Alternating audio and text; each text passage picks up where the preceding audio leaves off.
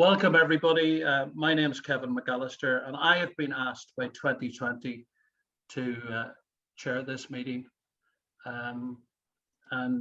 My opinion doesn't count here at all today. I'll certainly be sitting back and trying to keep things on track this evening.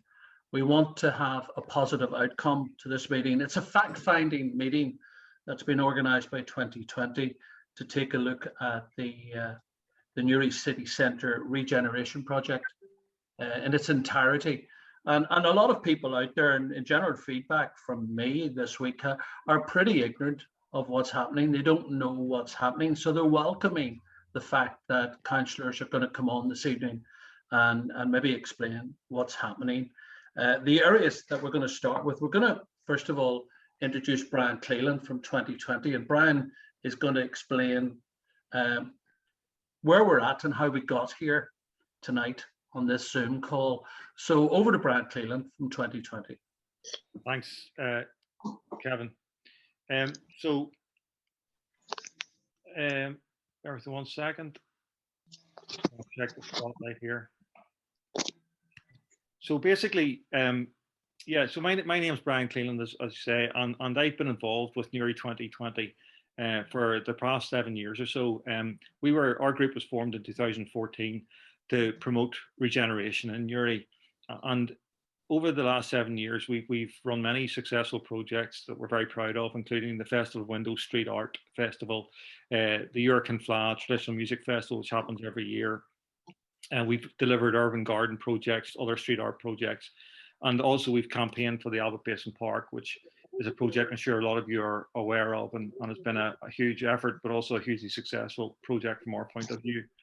There were 2 main points I wanted to make just to introduce the discussion tonight that I think are particularly relevant. The first is that while our main interest is obviously a park, all these items are interconnected. All the projects I've mentioned and all the projects in the regeneration program are all linked together. Can I just stop you there, Brian? Could somebody there, could you mute, please? Yeah. Could everybody mute, please? Yeah, thank you. That's important. Okay. Can you see me now? Yeah, we can see you, Brian. Go ahead. Yeah, sorry about that. So the connectedness of things is really important. There desperately needs to be joined up thinking in Newry and a joined up thinking in our regeneration plan, and hopefully we'll see some of that tonight. The second point I wanted to make was about what we consider to be our core ethos in Newry 2020, which is about the voice of the community, which really underpins everything we do. And the reason we thought it was appropriate for us to host this meeting tonight was to make sure that the voice of the community is heard, and that councillors and everybody else has a chance to hear what local ratepayers really think. So, it's important for the community to hear what other members of the community think and see whether that reinforces or challenges their own individual thinking. So that voice of the community hopefully will be heard tonight. So in terms of regeneration being our main theme tonight, it's obviously something very close to our heart. And we fervently believe in Newry 2020 that our city is a place with enormous potential. And indeed, it's not actually that long ago since Newry was the most prosperous and attractive town in the north of Ireland. And we believe that we have the raw material and the potential as a community to make it that way again, as long as we have a clear vision that we can buy into and the desire to make it happen. And I think that already exists, and hopefully we can move that forward tonight in some way. I'd like to acknowledge all the panelists tonight who've courageously stepped forward, made themselves available to answer the public's questions. And I'm particularly pleased with the panel because I can honestly say that everybody on our panel tonight has made an effort to support our campaign for a city park. And from our point of view, campaigning has been less about political parties and more about finding committed individuals who want to listen and want to do the right thing. And I think the panel tonight reflects that ethos very well. And finally, I'd like to reintroduce and also to thank our chair for tonight, Kevin McAllister, who's well known locally. He's a very distinguished local broadcaster with many years of experience hosting events like this. And we've invited Kevin along because we know that he being not just an impartial chair for tonight's discussion, but also he has the professional experience and knowledge to do a great job. And we're very pleased that he's willing to give up his time tonight to help out as a local Newry man. So thanks, Kevin, and I'll hand it back to you. Thanks, Brian. Brian with 2020 there, just explaining how we got here. Yeah, the important thing tonight for me is, and yeah, I was delighted to accept your invitation to come along, because I'm a Newry man and I do care what happens in Newry City going forward. I want it to be a prosperous and a great city for everyone to enjoy. The bottom line here is, you know, we've got to try and appreciate each other. We've got to try and respect each other's views. And if we can't reach agreement on these issues, well, then there's no hope for our children and our grandchildren and so on. I want to point out a few housekeeping rules that I would like tonight. I'd like you to keep. I'd like, first of all, for everyone to show respect. It's essential that we show respect tonight to each other and patience. So if we have someone speaking, let them speak. Let them say what they have to say. This is a fact-finding mission. There's no right and there's no wrong. And we hope that the councillors tonight take on board what the person on the street is saying, what the businessman is saying, what the various groups that have come along tonight representing various parts of Newry have to say as well. We hope that they take on board everything we say. So please be patient. We're going to give the councillors an opportunity to address you and tell you where they are with their particular political party and where they are within that council chamber. We'd ask you all to stay on mute until you're invited to speak, and we have other people in the background checking that out and keeping me informed as the meeting progresses. But this is Zoom, and it's a first time for a lot of us, so anything can happen. So please be patient. And the event is being recorded, so please remember that as well. So let's kick off and let's introduce our councillors. And the questions that we want from the councillors, the key things we want them to talk about now is, are they prioritising the park? And if so, where's the funding coming from? The issue over the car parking with the civic centre at the back of the cathedral, the impact on traders, the impact on churchgoers, that is a big concern, and there will be people from the parish talking to us later on. The Waterways have expressed a big concern as well. How do we support future regeneration in terms of our waterways? And that brings in the history and the heritage of the area as well. So we want to know from the councillors what's their thinking on that. The decision making has been a little bit, from the general public's point of view, certainly anybody I've talked to, it's been a little bit iffy. Are we being transparent? Are we telling everybody everything that's going on? After all, you guys and ladies were elected by the ordinary person on the street, so they have a right to know what's going on. The lack of consultation, or is there? Tell us, councillors.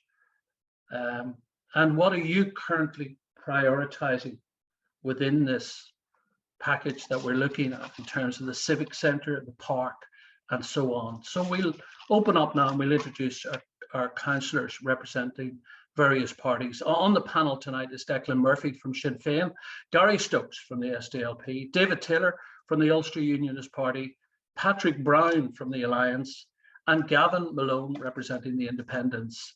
So we're going to start off with the biggest party in that grouping, and we'll ask Declan Murphy to talk to us now on Zoom on behalf of Sinn Féin.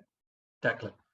Okay, Kevin, thanks very much. Just to clarify, because you did put a number of pointers to us, and you know that's going to take quite a while to cover those. I presume we will cover those as we go into the debates, or do you have all that covered now? Well, I'd like you to give an overview of it. You know, each of you have 3 to 4 minutes, so let's run with you first of all, Declan. Okay, thanks very much, Kevin, and thanks very much to 2020 for this opportunity.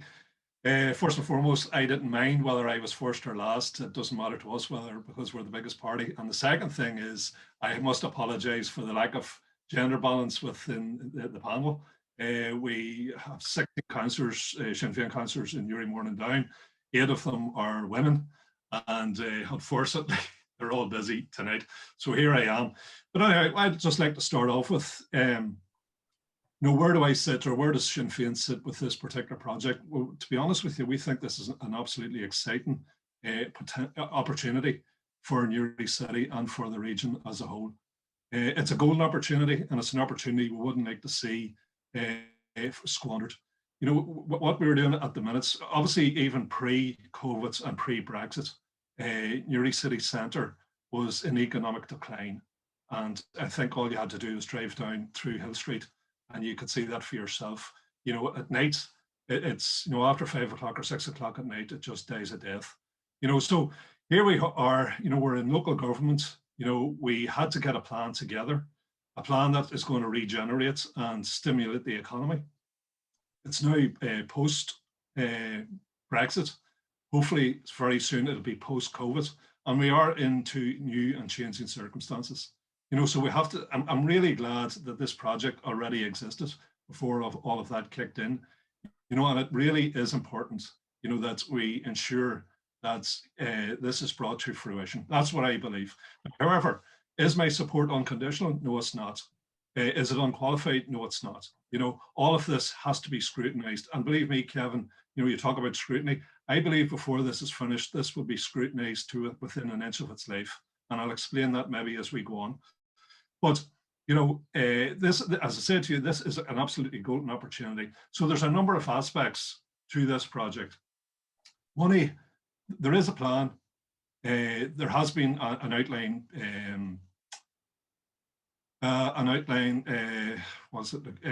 case made by Deloitte. There has been quite a bit of work gone into by council staff and by architects already at the moment as we speak. We also had an opportunity. There's 3 different levels within the council that scrutinise this. You have the programmes board at the minutes. You have SPNR, that's one of the committees that comes in front of us as well. We have to make a decision, and then it goes on to full council. So we've had ample opportunity, but nobody takes anything for granted. If you start off with some of the proposals, if the city park itself, this is obviously part of the regeneration. You have the Southern Relief Road, which is obviously part. These are going to make massive differences to the city of Newry. Trying to keep an eye on the clock here. Yeah, go ahead. Yeah, the city park itself, never mind from a health point of view, or from everything else, but even from a commercial point of view, if you want to inject, more retail into the city, you're going to have to do something different than has happened in the past. And this is something we have discussed with 2020. You obviously need to have, for people coming from the south, coming from Belfast, coming from wherever, you need also somewhere for them to spend a bit of time as well. So this is great for obviously people's well-being. It's great for people's health, but it's also great commercially included as well. You also. Okay. Sorry, can we move on to the area that we talked about, the car parking and the civic centre and the concern for the traders? Well, just on the car parking, obviously that has to be, I think there's something like 50 acres of car parking in Newry. As it stands at the moment, it's not, the way it has been, it's really disorganised. If you were to have a blank canvas, you certainly would do it different. So this is an opportunity to take a look at car parking. Part of this project is to get the Department for Infrastructure in to take a look, do a review and come up with a solution to car parking. The unfortunate thing about it is, because the normal pattern of traffic is different because of COVID. I was sitting in Dunn's car park this morning, it's empty. So you couldn't do it at this particular time, but that eventually will be done. There is absolutely no doubt about it, that has to be sorted. And in fairness to the parish, the good thing about it is, at least where you stand with the parish. I say it very, very upfront, we would like to support this project, just like the rest of us. However, there's issues that need to be dealt with, and one of them is car parking. And fair play, it's easy to deal with people when they're up front with you, and you know what the issues are, and then you know how to deal with them. So, so what would your party say about transparency in terms of keeping their voters, the ordinary person that votes for them every time there's an election, keeping them informed? Because there seems to be, and I have asked this week, there seems to be a total mishmash. Nobody seems to know what's happening, and the decision making hasn't been explained, or the people haven't been informed as to what's happening. There doesn't seem to be any movement from 2017, or am I wrong?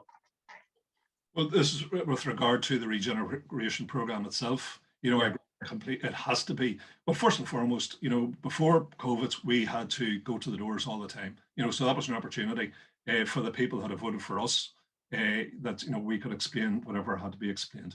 You also, as I said, you have a number of committees within the council. We do public meetings as well, and we've done a number of them. We have spoken to 2020, they have spoken to us. That's an ongoing work in progress. You have what I was trying to say there is the outline business case. That's already been done. That's a public document. People can take a look at that. You also will have to go through what they call an economic appraisal. That's another opportunity for people to take a look at that. That's where the economists sit down. It's not anecdotal or people's notions. This is people with experience, with qualified to do this. But again, we will take a look at that and see how it factors in and whether we can accept it. Before anything goes to planning, you need a pre-planning application. That's where you bring your plans to, for example, the town hall or the arts centre. That's put in front of the public. The public can come in, they can leave their comments, you know, all of that. And you can be rest assured, because I work on the planning committee, that the planning committee for Newry, Mourne and Down will take this application apart bit by bit. So it'll be well scrutinised. Then it still has to go back to the council. You also have the obviously what's going on at the minute, and that is the consultation. You know, so there's quite a few opportunities for people. And as you said, Kevin, we still have to go through. There's an assembly election in 2022.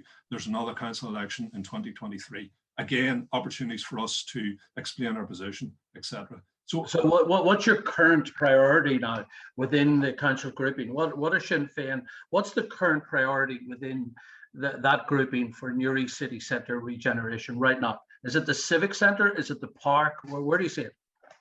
Well, for me personally, the one thing that I've been working on, and I'll explain that just if we get a moment, it has been the city park. However, what I would prioritise also, because remember, there's an injection of £8 million into this project. That's external money. That's not money coming from the ratepayers of Newry. That's money coming from the Belfast Region City deal.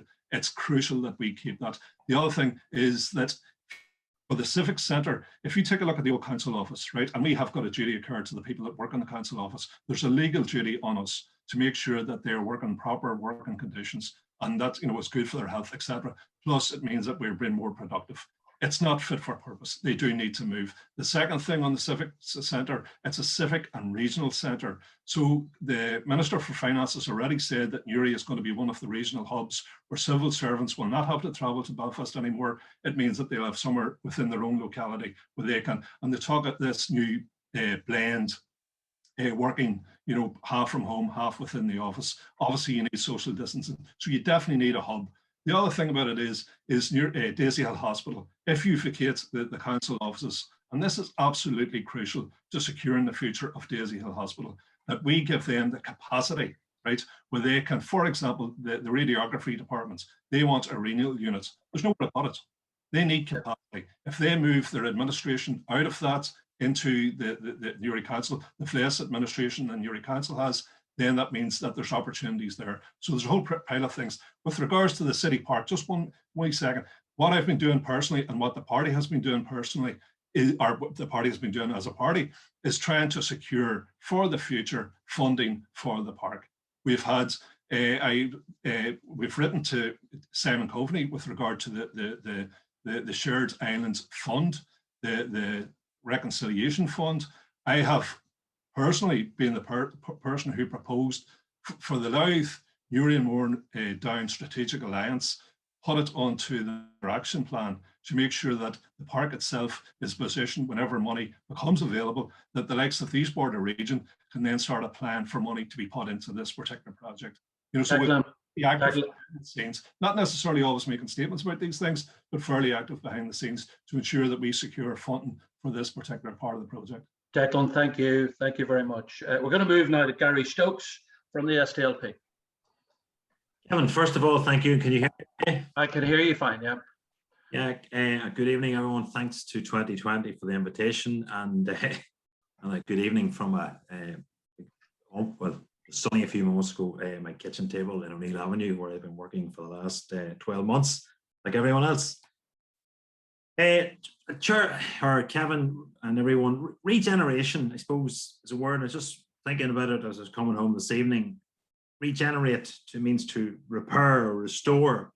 I suppose it's probably a bad title. I don't think any of us really would want to go back to Newry, maybe in the days of the past. I mean, maybe the 70s, or going back maybe to the old North Street and the poor housing and everything that went with that. People talk about the good old days, but I think there was very little good about them. I think what we're interested in is improving the lives of our citizens, for the citizens of the people in Newry. That's what we're really concerned about. And I'm one of those, and my neighbours, my friends, my family have a vested interest. I live here like a lot of other people, and I really want to see the city improve, and the conditions and the opportunities that our citizens within the city have. You've talked about the Albert Basin Park, certainly something I've been involved in, and over a number of years, it certainly would be one of our party's main priority of the list so far, and not to denigrate any of the others. But if anyone locally looks at the huge benefit, and the council gets a lot of abuse sometimes, but look what it's done at Kilbrony Park over the years. Look what it's done at Slieve Gullion. Can we imagine that life without those parks? If we can get a park, a 15-acre park at that site, at the Albert Basin, we can transform, I think, people's lives. Think of the citizens, our friends and neighbours who don't have access. A single parent who has 2 children doesn't have access to a car, and they're being discriminated against at the moment if they live in the city and they don't. They're having. But surely, Gary, we've been down that road, and it has been agreed that a park is going to happen. The question is, why has it not happened already? Perhaps. You could ask that, and I mean, I'm funny, and I welcome Declan's comments, and I know Declan does a lot of excellent work, and is, like a lot of people, have seen the restoration and what has been done up at Camna Lake, and the huge efforts been made there, and I want to thank Declan for what he's done in terms of pushing the Albert Basin project forward. I think, yes, it can't happen soon enough, but I do believe, and I think no political party can go out anymore and say, present a drawing. We'll all be judged on whether the park is completed or not. Within Kevin as well, the river, the canal has been, the council can take some credit for what's been done on the canal and the restoration, or the work that's been done, the walkways there. Part of the regeneration project is the river, and the river needs a lot of work. We're not going to be able to do a weir. We've seen that now. It's not friendly for the environment, but we do need to look at even what regular clearing. Anybody knows what's lying in the river at low tide, and no matter what we build, the arts centre, if we're looking at an obscene thing in the river, so part of the project is the river, and that's good. Not part of this, but let's remember housing. Can I push you on now to funding? Because Declan did explain where his party's coming from in regards to funding. So what's the plan from the SDLP here? Where is the funding? Well, this park, you're painting pictures and saying it's lovely, we want a park. We all want different things in Newry, certainly, but there doesn't seem to be anything happening. Your party, in terms of funding, we're talking about a civic centre, we're talking about car parking, we're doing all of that. But at the end of the day, where's all the money coming from, Gary, and how are we going to get this park up and running? Yeah, there's designs coming back and costs coming back in June, Kevin, and there's a fair question. Probably should have been back a couple of years ago, and yeah, you're right.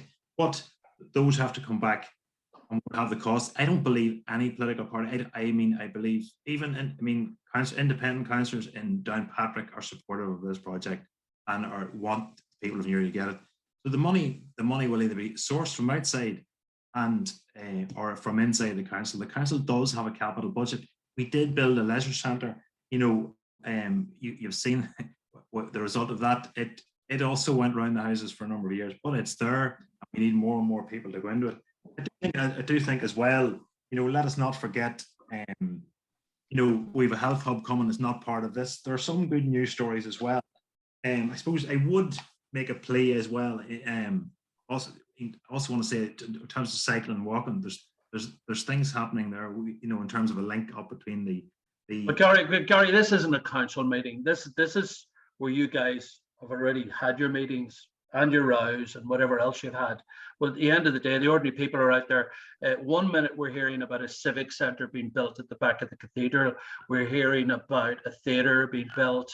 And the ordinary woman on the street with 2 children is saying, when and how do I take my children to a park?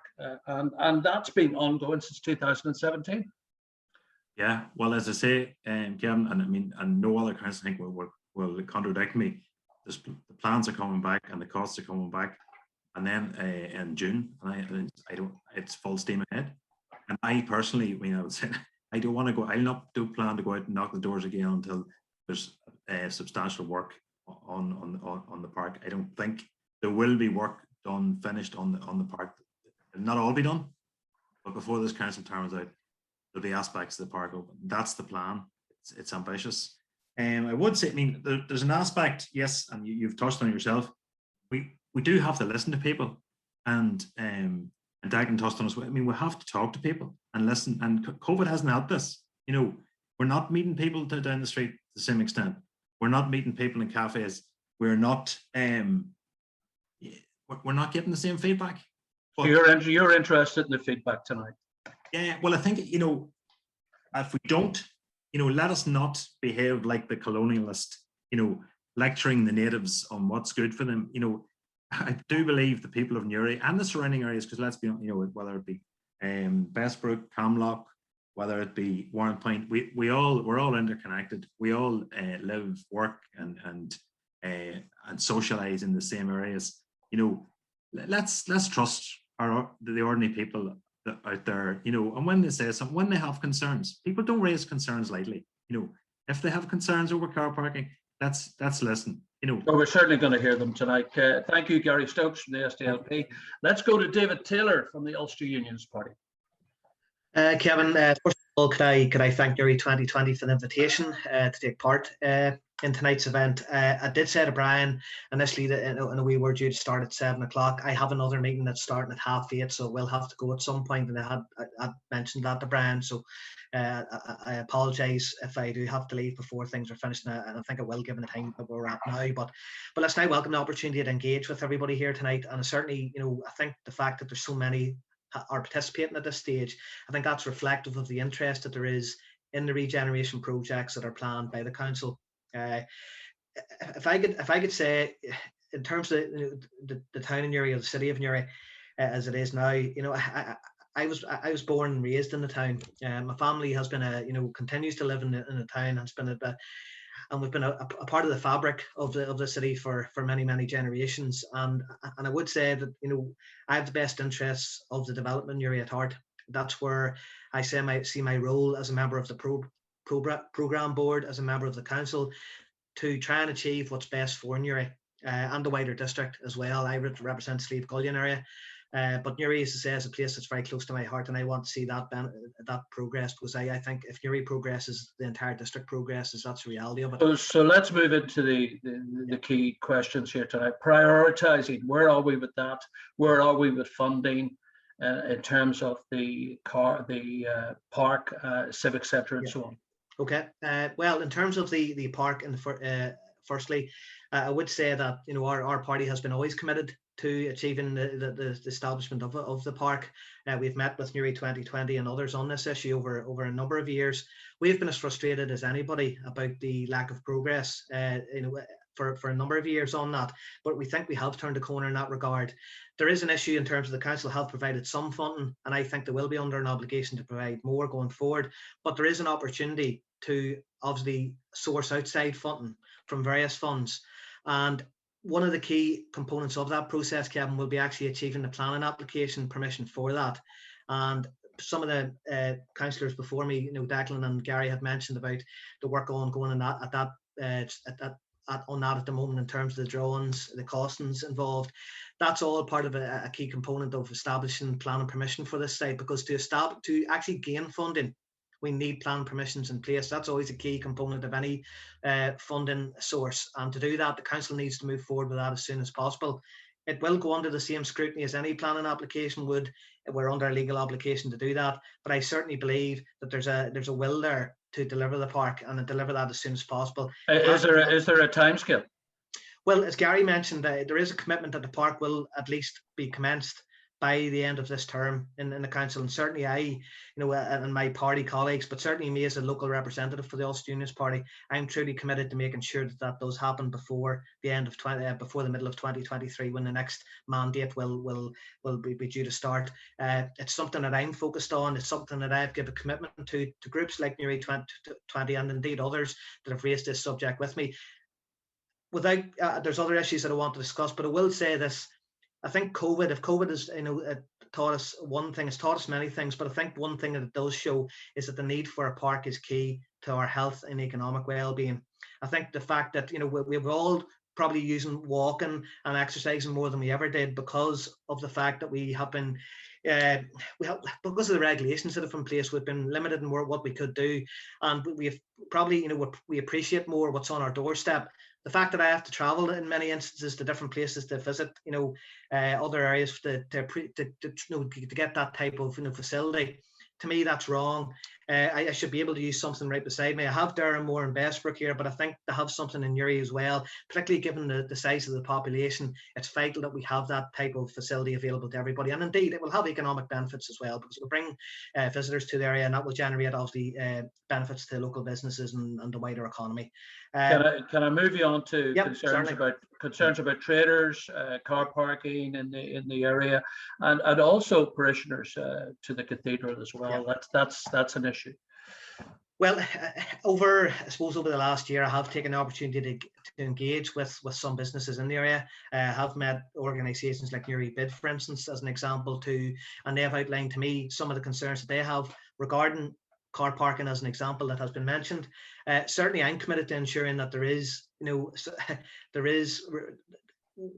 concerns about the removal of car parking. We must give a commitment that car parking will be replaced, and there will be a lot of work needed to be undertaken in terms of establishing a number of parking that is required. COVID again has had an impact on that, because you can't gain a true reflection of what car parking, and I hope that the car park, there may be need for additional car parking in terms of what there is already in Newry, but certainly we must ensure that the car parking that is provided to replace that may be lost to, for instance, the civic centre, it must ensure that it doesn't impact on businesses or indeed the parish. The parish obviously concerns are something more recent, that I've became aware of. And there has been a lot of discussion on social media, for instance, in that regard. And as a programme board member, I'm keen to engage with the parish committee on that, and we have given a commitment, and I know that we have actually reached out to the parish committee as councillors on that programme board with a view to meeting with them hopefully fairly soon, because I do not want a situation where there's obviously any negative impact on any community facility, whether it be a business or a church. I think that this project is about regenerating Newry. It should be positive. It should have a positive impact on our city. And I certainly don't want any negative feeling as a result of something the council is trying to promote. And maybe your stance on the waterways and incorporating then the history and the heritage. Yeah. Well, the waterways in Newry obviously are a very important part of our history. At one stage, the waterways were a key economic driver in Newry.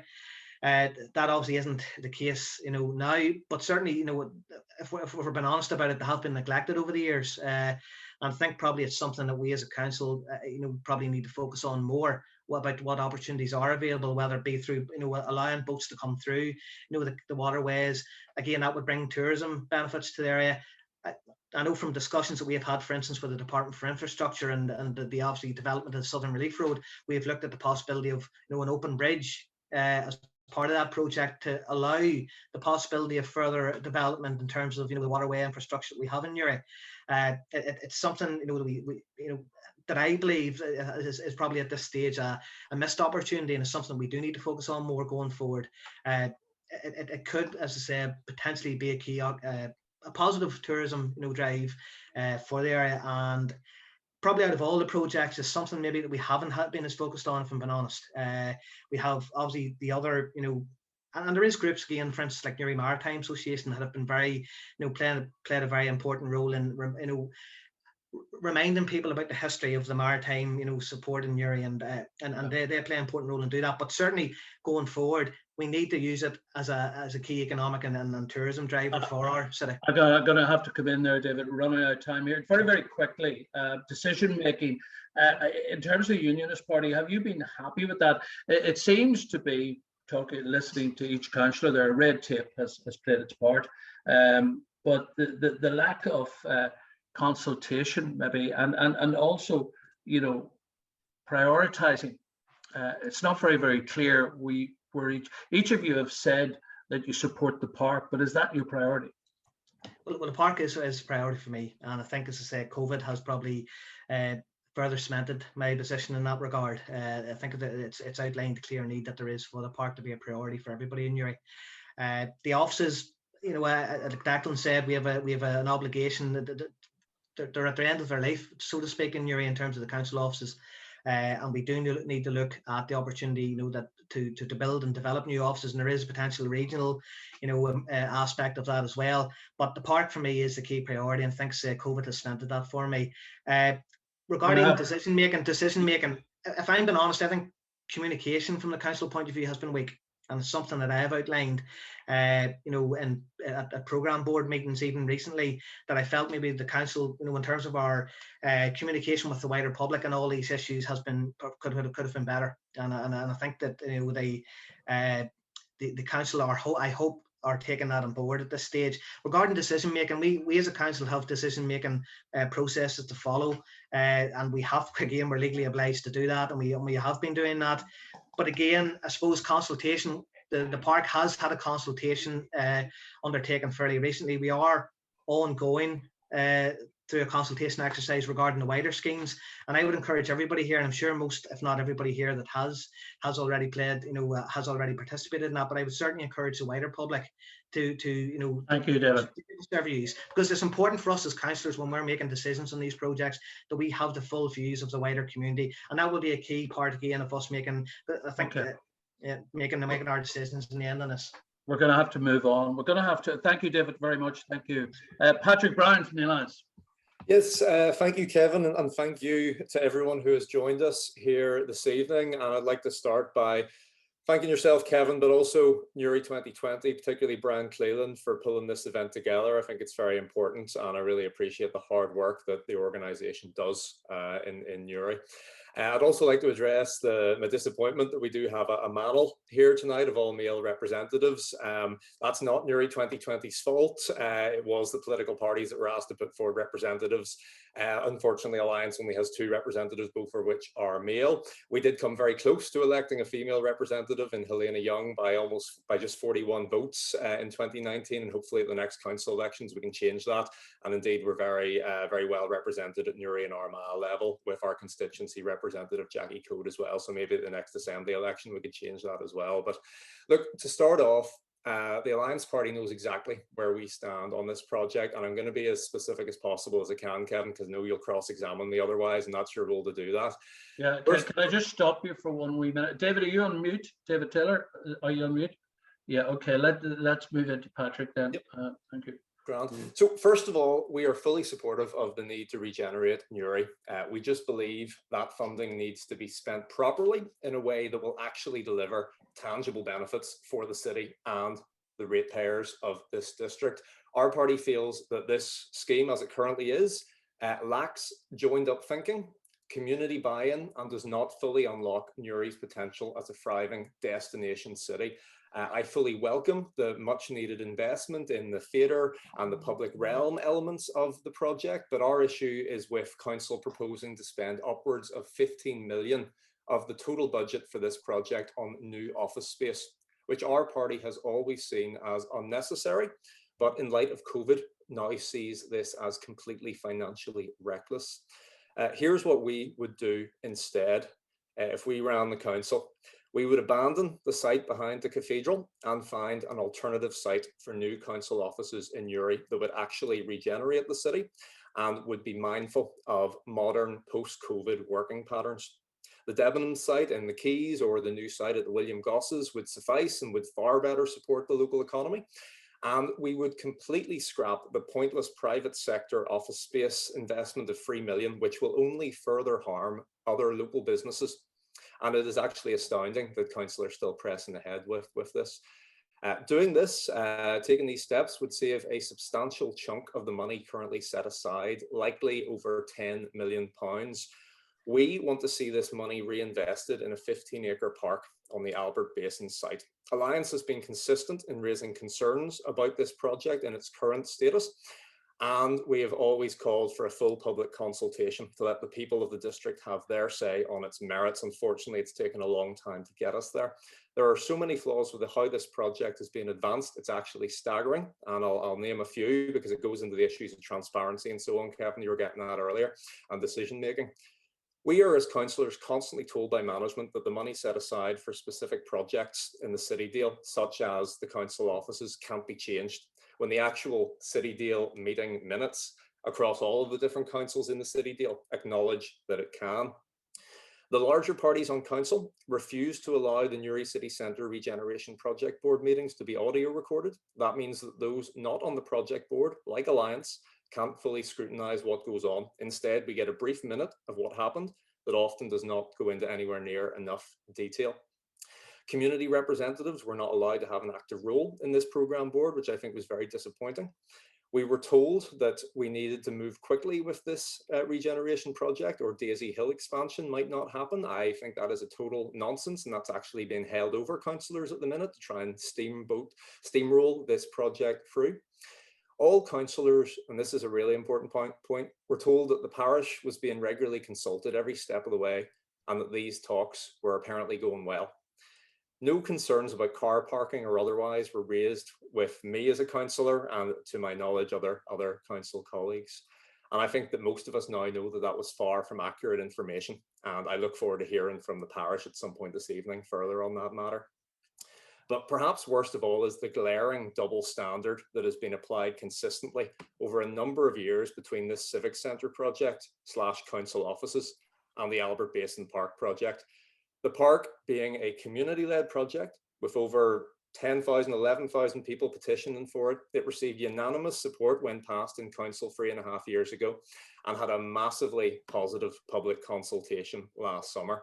Yet councillors are repeatedly warned by officers that we can't include the park in this regeneration project funding in terms of the city deal package, because it doesn't have a full business case, despite, of course, us having 3.5 years to prepare that business case, by the way.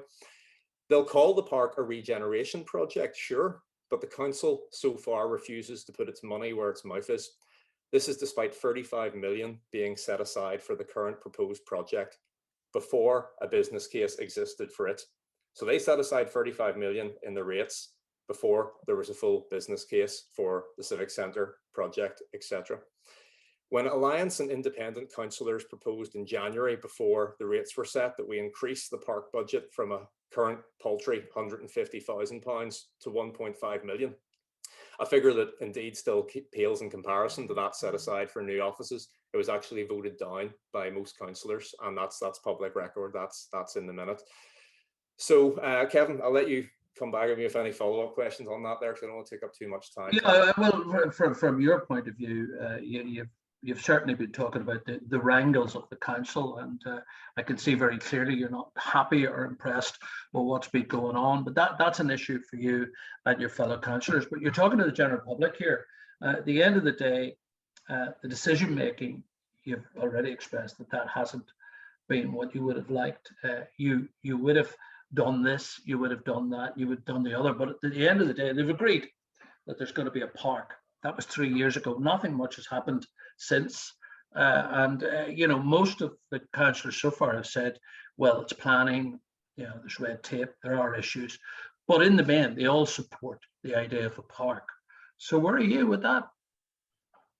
Where am I with that? I've been there every step of the way that I've been allowed to be there, Kevin. You see, Alliance was actually not allowed a place on the Albert Basin task and finish group.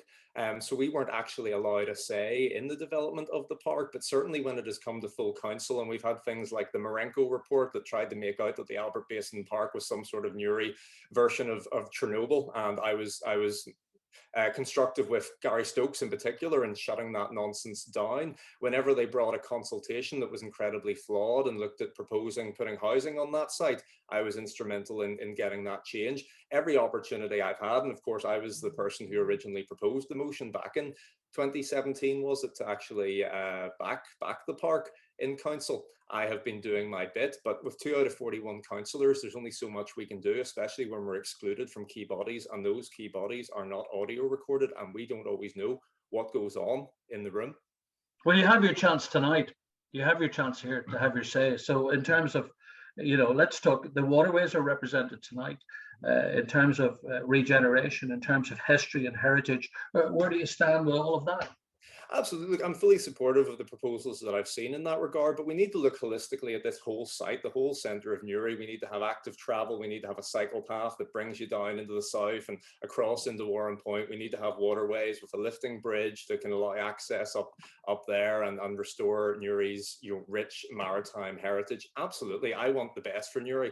I just don't believe that spending 15 million on council offices post a pandemic is the best way to deliver that. And I want to see that money reprofiled and spent in a different way that will deliver tangible benefits for the people of not just Newry, by the way, because I'm a councillor for Saintfield Crossgar area, but I love Newry. I think it's a fantastic city. I think everyone in the district would actually benefit from a park. They won't benefit from new council offices. Thank you, Patrick Brown from the Alliance. Let's go to an independent now, Gavin Malone. Gavin, you need to turn it on. You're mute at the moment.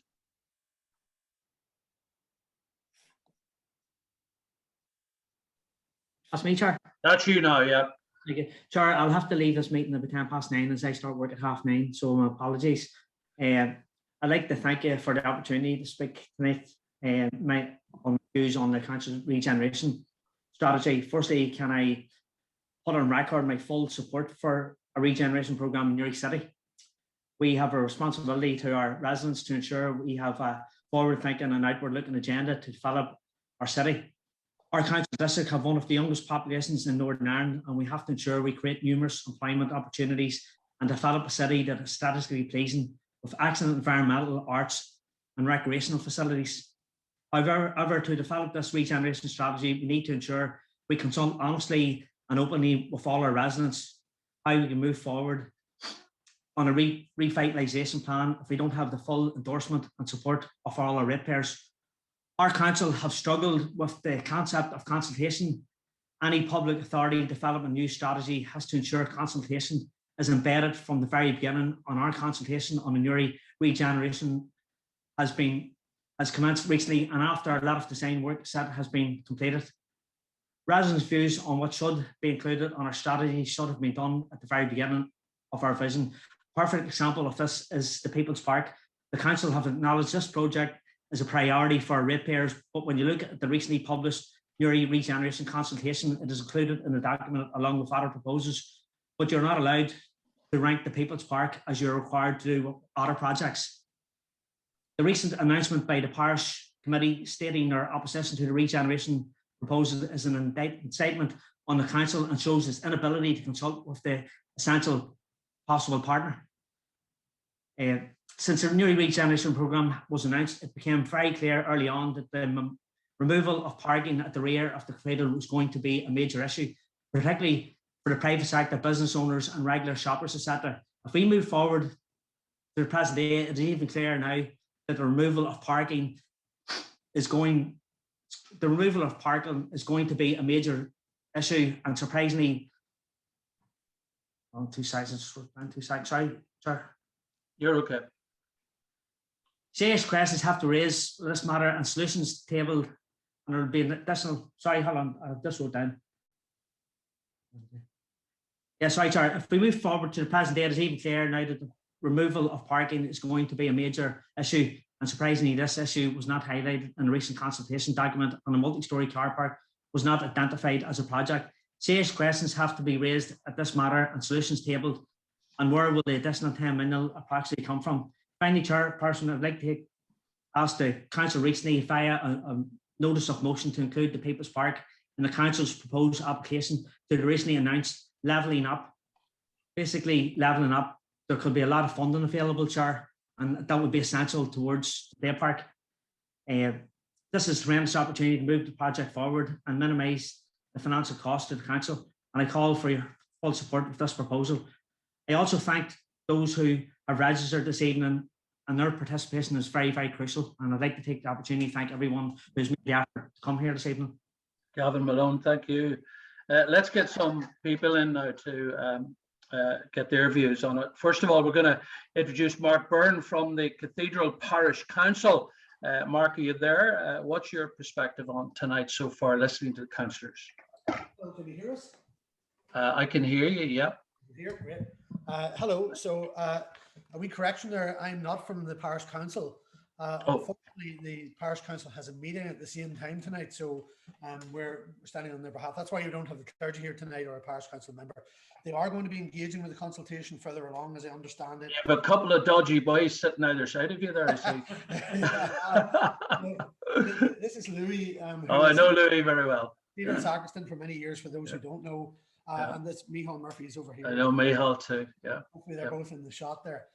So although we're representing tonight, we are not in a position to answer from any office, but we'll do our best to clarify what our position is.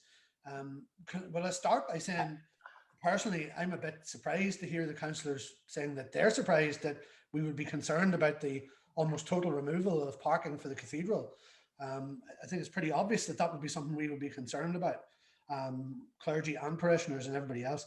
Maybe a few remarks here. Again, like others, have a little aid to memoir here. I'll do my best though. Maybe I'll say a few words first to put this in context, and then maybe a question, if that's okay. Does that sound all right? Absolutely, go ahead. And thank you to everybody, Newry 2020, and to everyone who's participating tonight. So Newry Cathedral can accommodate around 1,000 people comfortably.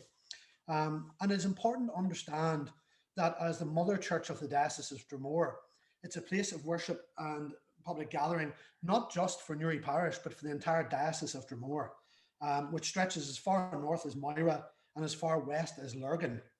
This is an area comprising some 195,000 people. It's also the main, we feel, Newry Cathedral is the most popular tourist attraction in the centre of the city, and an integral part of the cultural heritage of all of the people in Newry, Dromore Diocese and beyond. Recent examples of events where we would have had capacity or very close to it would have been the two very notable funerals in recent years of two very large companies, directors. I don't need to name them, but you know, they were high profile events. There were also religious things like the visit of the relic of St. Teresa and the Fatima Centenary statue.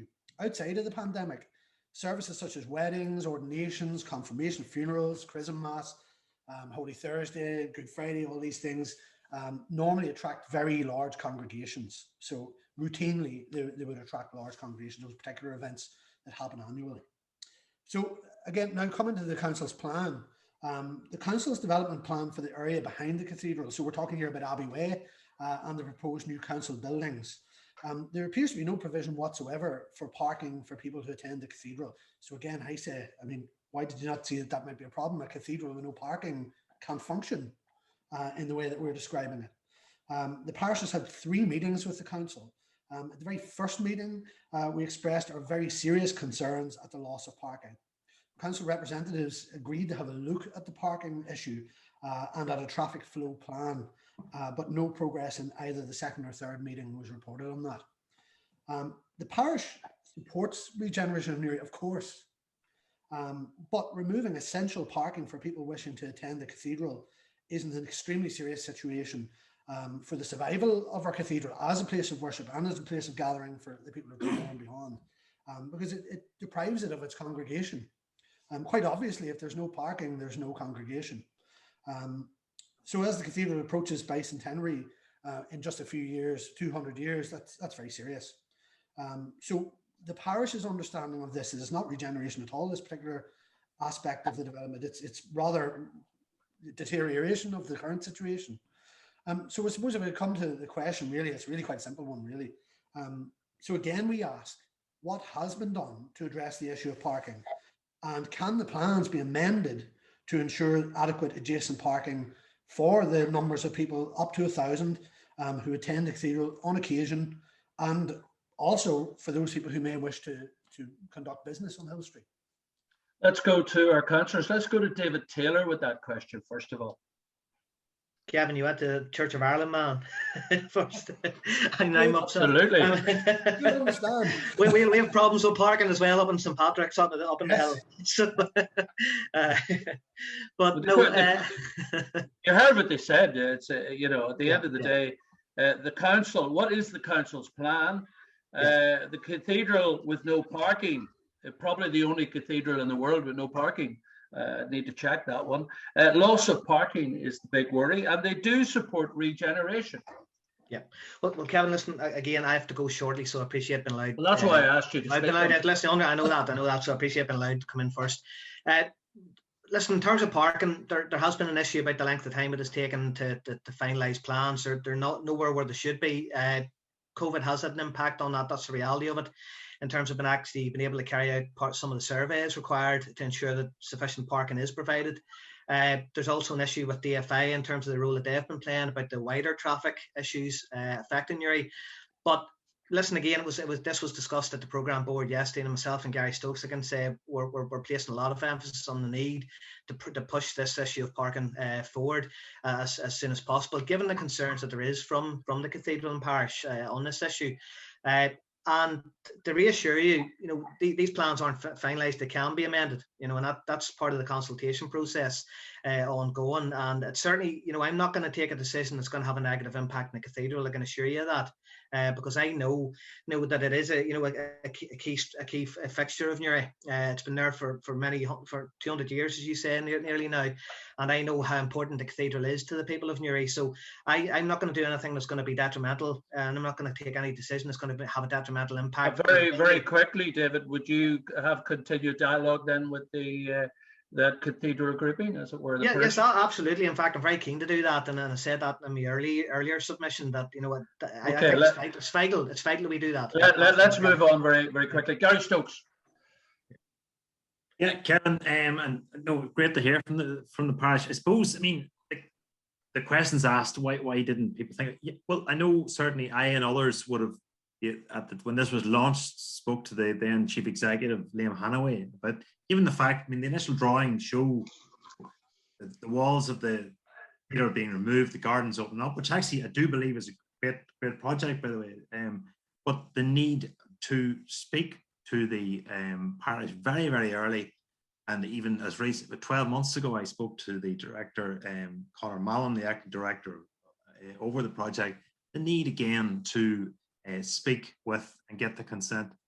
Back in September, I raised the concerns, and David and others will verify at the board meeting that at this stage we had not written consent, because I think the importance of getting written consent from the parish, given the fact that we were doing the proximity of the offices and the fact we were removing the walls and opening up the gardens, at the need for the sign off. So I know I spoke to a member pre-Christmas of the parish board, and again we were hearing slightly different versions. We were being told by officers that there was advanced discussion. The parish had asked for these discussions to remain private. That was the information we were given. That's minuted by council officers, and as you will see, very different. And David talked about communication. I think, the communication is broken down. I think we do need to cut out the middleman. That's why I think we at our meeting last week at council was get on. Sorry, I'm going to have to push you on this because we're up on time here. Sorry, Kevin. Yeah, the need for us to sit down directly with the parish and have this. And I do think, I personally will not put this over. If I think there's any detriment to the cathedral and its congregation that have been, around this city for many, many years and will be for many years to come, I certainly will not be in favor. Okay, Gary, thank you. Over the heads of the parishioners, Chair. Thank you. Declan Murphy. Yeah, thank you, and I really do welcome the support, you know, shown by the parish. Like ourselves, it's conditional, and obviously the condition of theirs is for proper car parking. There's two things, obviously, as David has alluded to. DFA are doing their own review, which will obviously kick in after COVID. But the other thing is, whenever any application goes in, obviously the roads agency and everybody else has to take a look at it. So, if for particularly for something as big as this, as big as a civic centre, car parking will be essential. So it is absolutely crucial that the council officials and the board speak to the parish and get this sorted out for a number of reasons. It's obviously the right thing to do, but the second reason is the last thing we want to jeopardise any external funding, because external funders think that there's a problem. And you can be rest assured there's other cities will just jump at this and probably are chomping at the bit and trying to put their claim in. You know, so the main thing is this is an issue, and like any issue that's creating a problem, it needs sorted, because we don't want to jeopardise, and we don't want this particular project for regeneration of Newry torpedoed in any way. Okay, Patrick Brown, very quickly, if you could come in and give us your quick opinion on this one as well. Yes, just to address Declan's point there, I don't think there's any city with an ounce of economic literacy that is rushing to spend 15 million on office buildings post a pandemic. But look, the project in its current state, I don't see any way that it goes ahead as it is that doesn't impact negatively on car parking at the cathedral. I think a real problem here is that Mark and the two lads flanking you there, we've never met, we've never discussed this, we've never had a chance to have a conversation on this. That's a big problem. Now, that's reflective of the fact I'm not on the project board, I'm not a Newry councillor, that's fine. Okay, so you'd welcome a conversation. When myself and Gary Stokes and Gavin Malone and I think a couple of others put this proposal to the council meeting recently to get councillors and the parish and council officers in a room together and hash this out, it was voted down by a majority of councillors because they are running scared of having that open dialogue with everybody around the table. Okay, Gavin, I presume you would agree with Patrick there, saying as they both lobbied the same thing. Yes, Kevin, can I just speak to her with regards to my position? I actually spoke to Canon Brown last week, and Canon Brown had told me that there had been 3 meetings. Now, council officials have told me there has been 2 meetings. So I don't know. I'm not sure whether it's been 3 or 2 meetings. Okay, well, Mark Byrne, Mark, if you can come back there on, you've heard 3 meetings. Yeah, three meetings is what we have in our. Okay. Well, I was told yesterday by council officials, which I can stand over this evening, that there was 2 meetings. I'm sure our councillors were at that, they heard that too.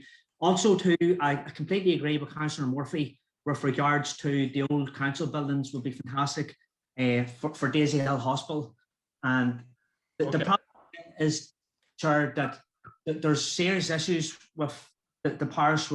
We need to be flexible and listen to people's legitimate concerns. My priority has always been. Well, let's listen to legitimate concerns. Let's go back to Mark here. Mark, you've heard what the councillors have said. In the main, they're all pretty happy to talk to you guys, but will they agree with you? That's the question.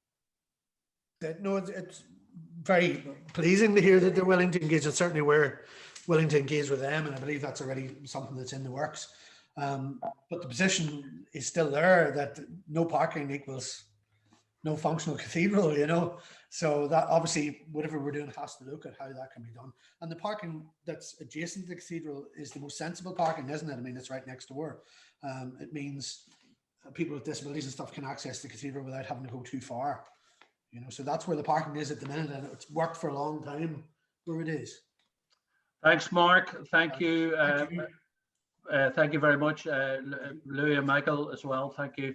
Let's go now to Grainne Powell, because Grainne has concerns. She runs a business called Sticky Fingers, and they work primarily with young people and have done for many years. And their big concern is a park, the Albert Basin, the park. And again, you're probably thinking of young people and children. Grainne, over to you. Thank you, Kevin, and thank you very much to Newry 2020 and all of our councillors for giving us the opportunity to raise our concerns. I suppose ours is in general, not just in relation to Sticky Fingers, but every parent, every organisation that engages with children and every family across Newry and Mourne. Newry has one of the highest populations of children and young people in Northern Ireland. I think it's 24% of the population is under the age of 25, so a very young population. Pre-pandemic, there was a growing crisis regarding the well-being of children, and some of the councillors might remember us having meetings just before the whole pandemic started to look at ways in which we could collectively address it. The rise in youth suicide, mental health issues, and early school leavers were among some of the big concerns we had. Also, youth unemployment was very high in Newry, and emigration. Post-COVID, and we have an even bigger problem. We as a community are continuing to face an even bigger crisis due to a number of factors, including lack of resources, opportunity, and engagement with both children and young people. Play deprivation has been the key issue. All of the issues, mental health, youth suicide, low school attainment, many of the issues faced by young people in teens and early adulthood can be linked directly back to their early years. So it's vital that we get early years correct and we provide the right opportunities for young children. Under the UN Convention on the Rights of the Child, signed by both the UK and the Irish government as a legal treaty, with a responsibility to ensure that every child has the right to learn, grow, play, reach their full potential, and have their views respected and heard. Where within the proposed plans on any of the council's new development are the council honouring their commitment and responsibility to children and young people? Declan Murphy. Okay, well, one of the things that they're doing is obviously the theatre, and that is something because I know from not necessarily my own kid, but certainly my nephews and nieces, they've all gone through it. I went through it as a child at school myself. So obviously with the upgrade, you know, that's going to be a massive benefit to the young people. And the park itself, there's no doubt about it, that's part of the regeneration programme. You know, so I can only speak from my own experience in some of the projects that I've been involved in as a community activist before I became a councillor. And one of the crucial things is that when you have everything else lined up, like the design, like the planning, like the support, the partnerships and all of that type of stuff, you're not going anywhere unless you have the finances, the funding. And that's why I was saying at the very outset that the most crucial, and I think the key thing for the success and the realisation of the Newry City Park will to be ensure that we are going to the right people that have the funds. You know, so we can sit and we can talk and do all types of things and complain about this, that, and the other. But I'd like to know, you know, just, you know, how many people are actively pursuing funds at this particular moment in time.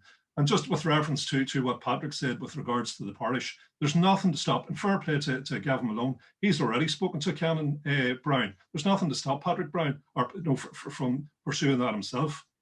There's no point in complaining about everybody else. What are you doing yourself? You had have an opportunity to go and speak to the parish. Have you done it? Did you ring them? Did you email them? Have you spoken to them?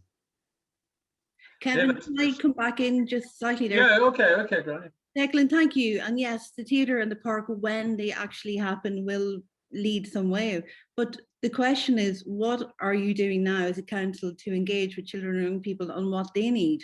Where are their views being heard? Where are their ideas, their aspirations? Has the council actually engaged directly? Where's the input from children and young people? And where's the input from local families directly into the plans on what is needed? Declan. Yes, thank you. Sorry, I picked you up wrong there.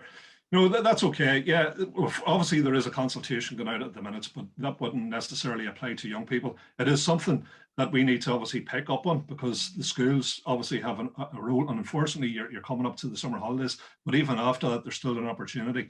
These plans are going to take a while because I say they have to go through all kinds of checks and balances, you know, so there will be more opportunities. That is definitely something that should be brought to the programmes board. The programmes board then take it full council, you know, so it's an opportunity, and I think it's absolutely crucial. And nobody has mentioned tonight so far about the voice of young people, so fair play for raising that issue. Well, we're trying to incorporate everybody here. At the end of the day, it's very important. Patrick Brown, what's your view on this? Yes, thanks, Kevin. Look, I've always been a strong advocate of trying to have community voices around the table on these project boards, working groups, whatever council management decide to call them at the time. And I think a youth voice would have been very useful to have on the Newry City Centre Regeneration project. Unfortunately, there were no community voices on that. I think it's very sad that probably, there's a lot of young people who did a lot to advance this park project around the time of the motion. I know off the top of my head, people like Aoife Hollywood or McAllister, who's still very active in the Newry community as well, did a lot to advance it at the time. I'm really worried those people won't be young anymore by the time this park is built. I mean, when this park was first touted, Councillor Stokes was a young man himself, I mean, really, I do worry that we're going to kick it further down the road. And what I would put back to Declan is, when I brought a motion to put just 1.5 million, considering we have 10 million plus set aside for offices that the ratepayer is going to be paying for, when I put a proposal in to put just 1.5 million aside to start the park in this council term, his party voted against it unanimously. Why was that? Declan, right to respond there? Yeah. Unfortunately, whenever Patrick was asked to explain exactly what they were going to be spending that money, you have to cost these things. We're responsible for ratepayers' money. So when somebody comes along with a proposal or a proposition, you have to be able to break it down. And unfortunately, Patrick couldn't do that. He couldn't give us an answer. It just seemed as if this was plucked out from thin air. And whenever you're talking about scrutiny, that's our job. And unfortunately, there was no answers. So how could we have voted for something when we weren't given a proper answer? And any other councillor can confirm that we were in the council chamber. Okay. Well, we'll not get too stuck into council chamber at the moment, because that's not where we're at. We're certainly with the people, and there are a lot of people wanting to comment and come on, so we need to move it on a wee bit. Gavin Malone, very, very quickly on that issue with Grainne Powell. Yeah, Chair, there's a motion going forward next week. It's called Levelling Up. It's a funding programme, and hopefully our council will be able to get a couple of £1 million. And obviously my priority has always been a park, and I think it's vitally important. And if we could get several million from this Levelling Up funding project, therefore we could concentrate on the park with that particular money. And that Okay, well done. Gary Stokes, very quickly, Gary. Yeah, I mean, Grainne raises a really good point, and I'd love to have a smart answer, but I don't. I think she's probably spot on. I think young people, children have missed out the consultation and would be reliant on their parents to feed in on their behalf. I know there has been an issue raised as well in relation to disability groups and how they've been. I think, possibly in the design of the consultation, there may be a flaw in some groups, including children, disabled, may have been excluded. And I think, in fairness to council, we can't sit down and do everything. We are reliant on officers, and if that mistake has been made, that I think individual officers will have to stand up and accept responsibility for that. Thank you for that, Gary. Thank you. Very quickly, is Grainne, you want to come in again? Just one last thing. The UN Convention was signed by both the British and Irish government over 20 years ago. The council have a responsibility, an overwhelming responsibility to children and young people, to look after their well-being and ensuring that they're provided with basic rights. Those basic rights help children to grow. Play, fresh air, and a safe place to live are crucial for any child to reach their full potential. The crisis that we face today in Newry with our young people, the mental health issues, all the other issues that we're trying to combat, all can stem from providing basic services for young people. The council had over 20 years to actually come up with a way to meet the needs of children and young people. And now it's also going to be kicked down the road with the park being possibly not going to happen anytime soon. Does the council actually recognise that children and young people are vital to our community and our society? And although they don't have a vote, which was pointed out by a councillor in the past, not any of the councillors present, but they do recognise that they are a key part of our future as a city and as a community, and their rights, their voices and their needs should be taken into consideration. I think, to be fair, I think most of the councillors would. But very quickly, in 30 seconds, could each one of you have a comment on that, please? Can I come in, Chair? Yeah, go ahead. Yes, Grainne, I completely agree with you. Park is certainly my priority. I think it's vital, and I think if we can resource funds as quick as possible, and even from outside of ratepayers' money with regards to what I said earlier on, I think it's vital. Park is my priority and always has been. Patrick Brown.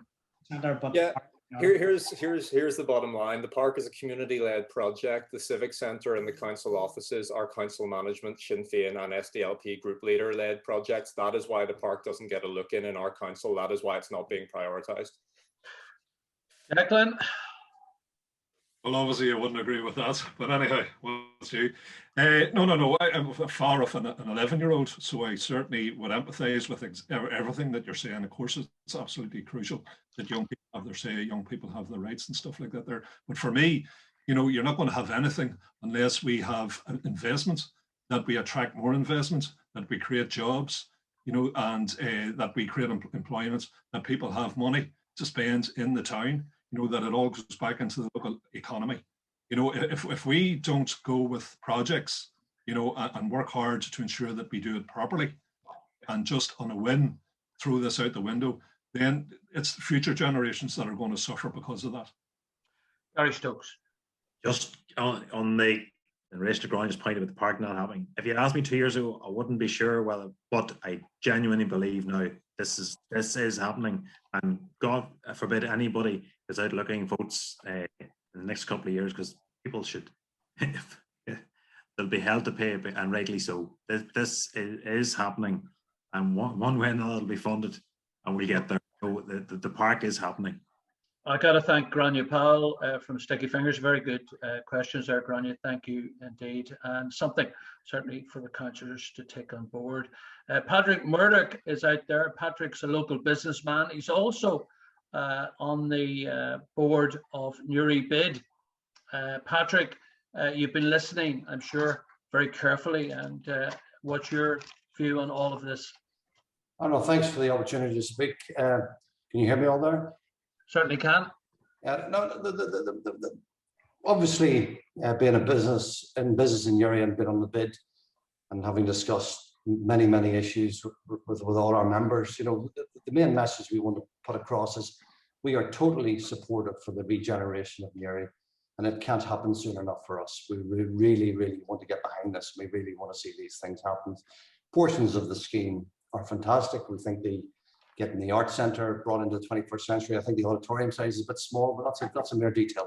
We're fully behind that there. We think that improving the public realm, that's a good thing as well. The park has been well discussed tonight, and we think that is great as well. But at this point, I have to put on the professional hat. I own 3 offices in Newry, and we've seen good interest. We've seen the benefits that having workers in Newry brings to the town, and that is to be commended as well. That we're going to hopefully see other projects brought forward that achieve that objective as well. But with the Civic Centre site, I'm a chartered surveyor. I've been around in practice 25 years, and I build offices for a living. I've built and been involved with the walkie-talkie in London, UBS's headquarters in London, developments in Manchester, developments in Birmingham, developments in Dublin, developments in Belfast. It's very hard to come up with a word to describe the Civic Centre project that isn't offensive, so I'll not say anything about that. I'll just comment on the main observations we have. Is that the biggest risk, I think, here is that they lose the city deal monies by backing a scheme that's undeliverable. I think this Civic Centre part of this project rings alarm bells very loudly, and they need to be addressed. The parking is obviously being well covered, but let's face it, what is it? It's an office next to a 4-lane dual carriageway. I wouldn't particularly want to work there. They said that it's a priority for the council staff to better facilities. And I'd like to think that that was true, but let's look at the evidence. The evidence is it's taken 4 years to get this point. 4 years ago, they told us that these offices were of priority to council well-being. Now, even if I said Department of Infrastructure might take a year to look at the traffic remodeling, and then it'll take another year to build a multi-storey car park. So we haven't even turned the sod yet for the Civic Centre office, and that's going to take 24 months to construct. So you're talking another 4 years before anybody even enters the building. Now, that's an 8-year, from the original need for offices to meet council staff needs, that's an 8-year programme. There's no other business I've ever come across that would take 8 years to deliver an office for operational needs. And I think the first thing that needs to happen is the operational needs of council need to be completely divorced from the urban regeneration, because that's going to create just very muddy waters that they will not be able to wade through. The council do need offices, everyone agrees, but they need to deal with that independently of this urban regeneration project. It's going to become far too complex and far too difficult to wade through if they continue on their current path. You only have to look at the thing about development is development's all about opportunity costs. And if you spend too much money doing one development, that leaves you very little to do other things that you would like to do. And this project falls into that category. There are good options around Newry to build offices. And like, I mean, if someone said to me, Patrick, come up with new offices for the council, we need them operationally. I could have you on William Goss's site if I entered into negotiations with Calgary by the end of the summer. I could have them with a digger on site if the commitments were there. And that's the facts of it. The staff could be in new offices in less than 18 months to 2 years. And not really not there. That would mean that William Goss's site would actually get to site. And that's what we want to see. They might sit on that now. They got the planning permission last month. It might be 5 years before they get to site because they need an anchor tenant. And the council's the perfect anchor tenant. The other points that I would make is that they talked about the civil service movement into the council offices. That's all fine and dandy. But why would we, the Newry ratepayer, pay for their offices? Surely the central government can afford to pay for its own offices. Or surely they can enter into commercial agreements with other developers to build offices for them. If government covenants are like hen's teeth and all developers in the land are looking for them because they're the best quality tenants to have. So therefore there would be a queue of developers around the block who would want to build offices for central government and local government. And we haven't seen any proposals on the table that involve private sector joint venture construction together as partners. And if you look at what's happening in Belfast City Council's new offices are being built by McLean Rush, a proper bona fide experienced developer that knows what they're doing. I've read every minute review that I've seen and liaise very closely on this project. And in my professional experience, the client is out of its depth. They don't know what they're doing. They're sure, and the project has got red flags written all over it. I would go as far as saying that the biggest risk to this project is the council itself. And I would strongly advise that independent, experienced consultants are brought in to review this project once and for all and tell them if this is a good site or an alternative site should be chosen. We want to see regeneration in Newry, we all do, but we're not going to get it if we keep backing this project. They need to consider alternative sites. We want the offices to be built over the next 2 years, not the next 6 years. As Grainne said, some children that were waiting for the park are now grown adults with their own children. Newry's taking far too long to deliver the change that we need. Okay, Patrick, far too long. Maybe the council don't know what they're doing. Councillors, do you want to respond? Absolutely spot on, Batman.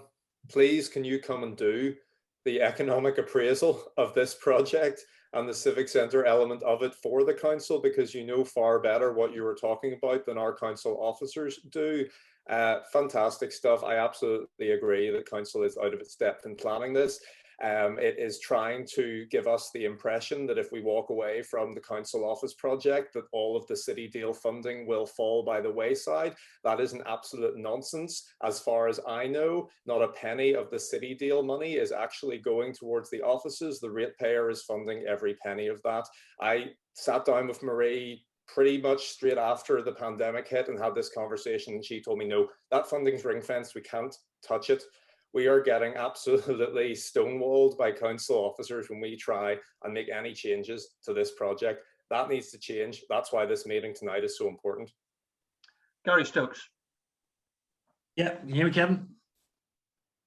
You've heard what Paddy had to say in terms of Patrick Murdock. I'm talking about local businessman. What's your response? Patrick makes some excellent points.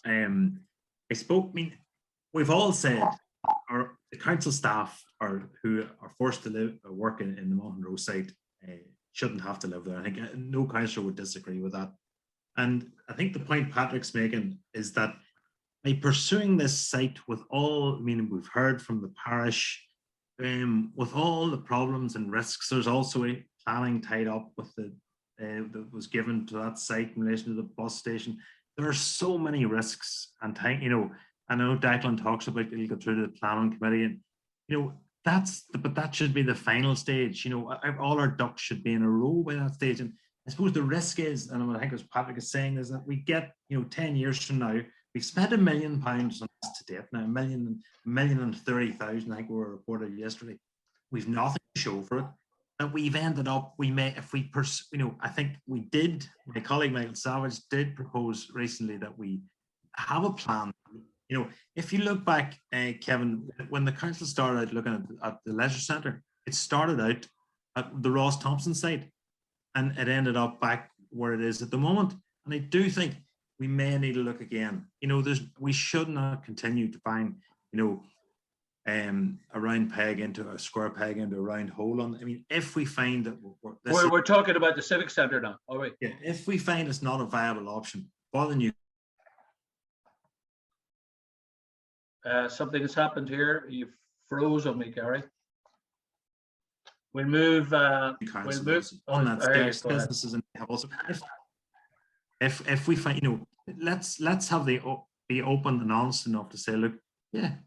That was that. If that is the wrong site, then it's the wrong site. And very quickly, Declan Murphy. Yeah, well, one thing is clear: everybody's got an opinion. It doesn't necessarily mean that we have to agree, and that's the very reason that the economic appraisal is going to be an independent economic appraisal. As I said from the very outset, you know, our support is conditional. We will take a look at that, you know, and that is going to have a determining factor. With all respect, Patrick, you're local. Obviously, you're in the business. You know, for anybody to suggest that somebody that would be very much like a vested interest, you know, to be the person that does the economic appraisal, I find that is just beyond comprehension.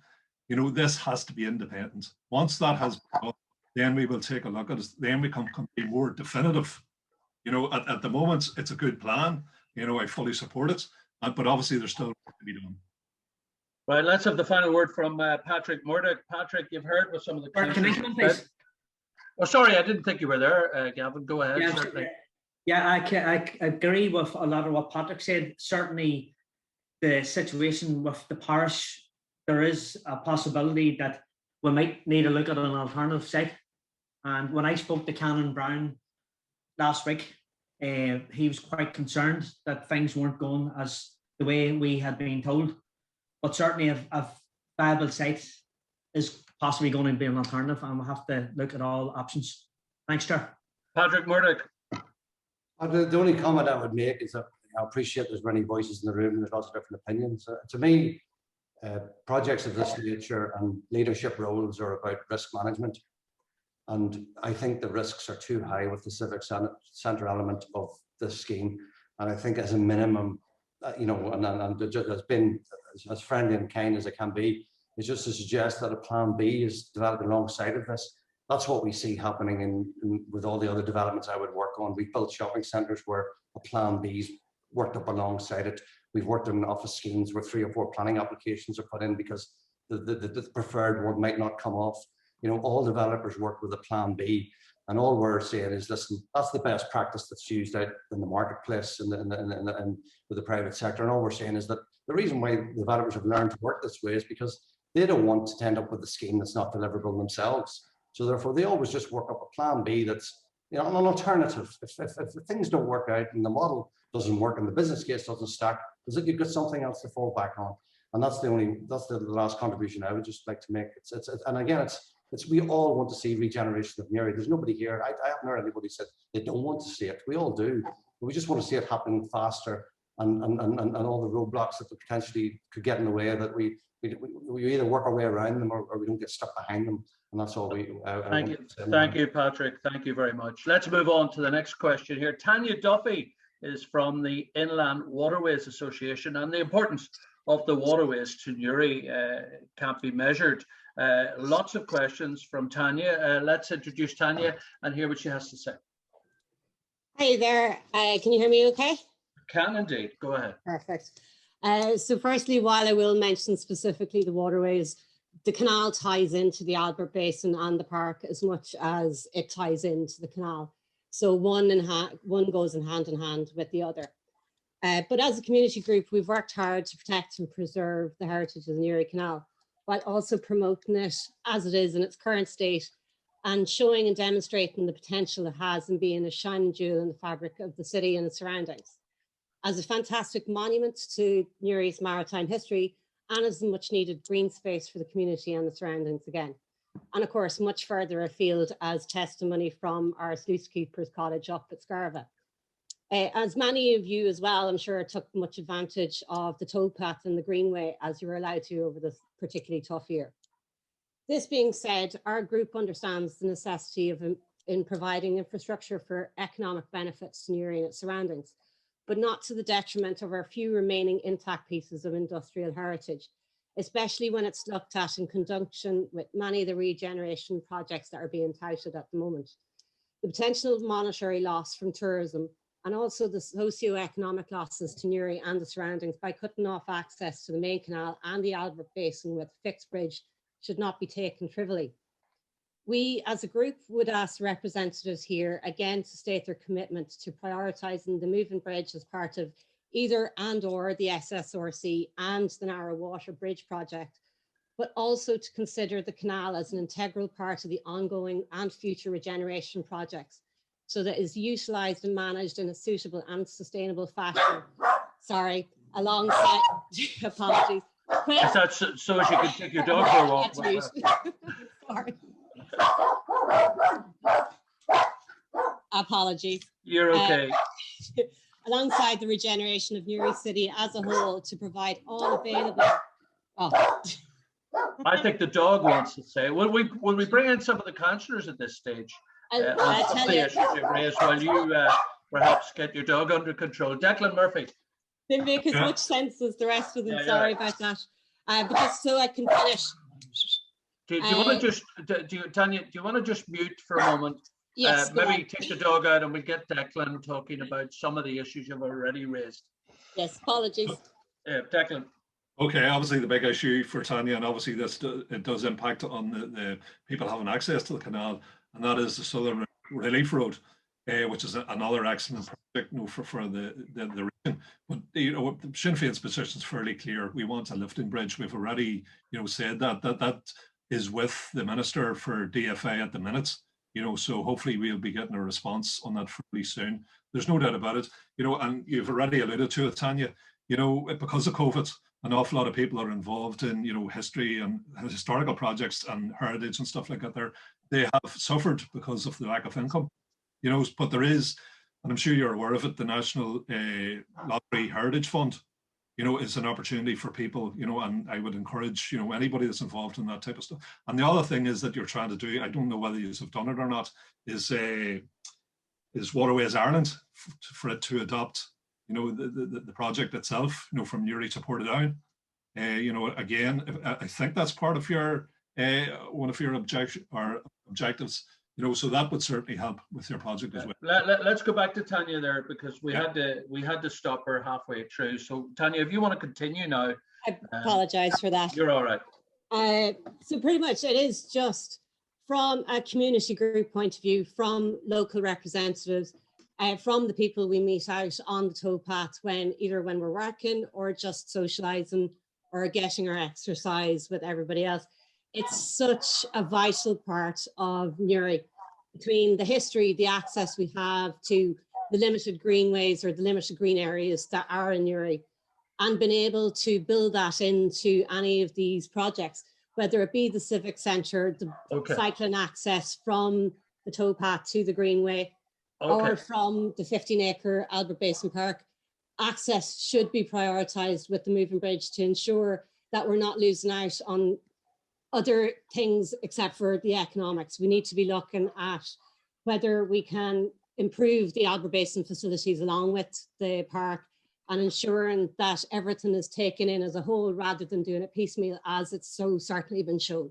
Okay, Declan, we'll go back to you and let you finish on that. Well, as people would say, nature is the oldest form of heritage. So I 100% agree that the park itself is going to be a crucial part of that. That will enhance, what we already have. And, unfortunately, an awful lot do come down to funding, but there is opportunities. But the main thing to ensure that it does happen is that, the lifting bridge is part of the Southern Relief Project. So we're aware of it, and it's all down to funding. Gavin Malone. Yeah, I agree with Councillor Murphy. Lifting bridge will be vital. I walk the Greenway myself. We get the park in there. I mean, it's going to be a fantastic tourist attraction. So completely agree with what Councillor Murphy said. Gary Stokes. Yeah, we are also on the lifting bridge now. Now, funny, went through a committee meeting on Monday, and I and others intervened. There was an economic appraisal done, which, to try and justify the 38 million, and that was going to be sent out from the Council of DFI. Had it gone in its format, I think the message from the council would have been, look, because it didn't really attach the benefits that we're talking about here of having an open bridge. Okay. The word some councillors tried to put it through, but myself and others said, hold on a minute, I don't think we're really, the information, if it goes through, it basically said the economic price, like 38 million cost, and it's not 38 million isn't justified. And we did get that halted on Monday night. And I think there's a lot more work needs done on that, because in the document it tried to predict over the next 60 years, as I said last Monday night, you imagine in 1961, Kevin, I know you weren't born then, but my life would be like by now. And if someone had told in 1961, we're talking about internal combustion was the future and motorways and everything else. So I do think we need to have a look at that. And I would urge other councillors here tonight, including Doug, right. Very quickly, have Patrick. another look at that as well. Yes, Patrick. thank you. Look, I don't think there's a politician among us that doesn't support the Southern Relief Bridge, Southern Relief Road, sorry. But in terms of a fixed versus a lifting bridge, I think Gary's being, typically very diplomatic there. But I was very interested to hear Declan say that his position, presumably also his party's position, is for a lifted bridge, because what Garry didn't mention, because he's too polite to do so, is it was Declan's party colleague, Roisin Mulgrew, who is the co-chair of the Newry City Centre Regeneration project, who proposed that we go with a fixed bridge. Thankfully, because Alliance, SDLP and other councillors work together, we can get another shot at that down the line. But that does not seem to be Sinn Féin's public position as expressed in council meetings. Let's be fair, Declan, do you want to answer that?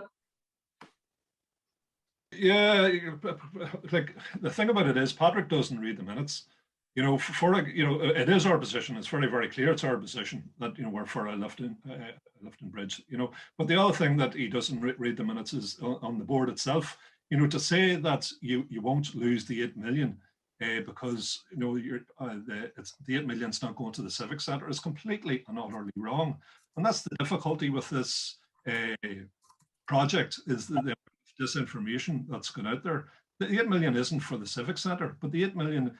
And this is it's in the minutes that the person that came along on behalf of the Department for Communities said that it's subject to the civic centre and the theatre, etc., being built, that they would give additional money for the rest of the projects. Okay, actually, that's the leading position. That again, subject is a big word there and being used quite widely in the meeting. In terms of moving forward here, I think we've got to give some people a chance. Tanya, we will come back in summary on that again. I'm sure we'll give the councillors another chance at this before we close, but let's go to some of the public out there. Tom Moore's there. I know Tom is sending messages here on a regular basis this evening. I'm very interested in what everybody has to say. Tom, are you there? Tom Moore? Hello, yes, I'm just on muting. Yes, I hear you now, Tom. I hear you now. So, Tom, very quickly, we're conscious of time, but an opportunity maybe to ask a question. Well, the question I would like to ask is, how can Newry talk about regeneration when they don't do what needs to be done? There was talk about the waterways. Now, the most important part, when I heard of Newry regeneration, I said, oh, this is something that's coming after we get the park, because the park is the first priority. And the regeneration that I was expecting was that they would open up our inner city canal. It is a disgrace that we have a canal, in fact, the oldest canal in these islands, running through our city. And yet not even a child in a canoe could paddle through the city centre in the canal. And to me, that is really what this should have been about. The regeneration of the city centre would have been opening up the waterway through the city centre. I'm sure, like many of the rest of you, we have travelled through Europe. And I know there are European cities that don't have a waterway that would be jealous of Newry. And yet they would be ashamed to think that Newry City isn't making use of it. Thanks for that. And I suppose in summary, we'll let the councillors talk about that a wee bit more. We'll move on here. We've got, I'm just looking here to see, we've Gary Brennan. Is it Gary Brennan? Is that right? I think John P has Huawei. John P. John P. Okay, let's have John P. then. Hello, John. Can't hear you, John. You're muted. You hear me? Yeah. Yeah, I hear you now. Go ahead. Yeah, thanks, Kevin. Now, I'm exasperated listening to this, and I'm totally behind Patrick Brown and Gavin for what they're saying there. I'm a Tom Moore about the regeneration, using the canal, using the lovely facility, the lovely canal Newry has. But like, I worked for the council for 30 years, and Raymond Turley, God bless him, still alive, he brought up all this. He brought up a Millennium Park, which is going Daisy Hill Nurseries. Gary would know this. He brought up the possibility of having a basin park 20 years ago. There was a very highly paid directors were given leave, secondments to work it for 2 years on it. There was architects paid, designers paid. And now, to me, I know it's maybe I'm ranting here, but it's like Groundhog Day. Like, we're still talking about this park, and I'm saying, I put up a couple of times, I keep myself fit hiking and biking. I'll probably be in a Zimmer frame going around the basin park by the time it's done. It's just totally exasperating. And I think I'm talking on behalf of a lot of local Newry people who would feel exactly the same way as I do. And like, we lost the Millennium Park, we didn't get it. Raymond Turley mooted it. There was going to be a development where Doherty Developments have beautiful houses along the Warren Point front shore. The council lost that. That was going to be a leisure park. I think Gary would have been aware of that at the time as well.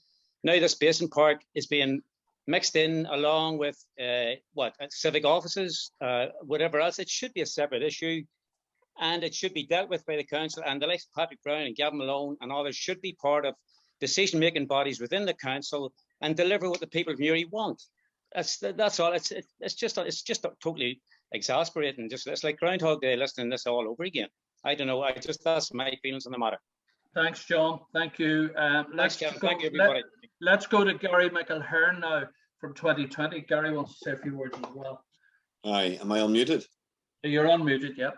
Grand. The first thing I must say about the Abbey Way and the thing, I think the first part of the project has already started because they've now put the Newry logo for the council there. As you can see, the new green that they put on the shrubbery there, they've all removed. So it'll be nice when you drive down to the council offices there.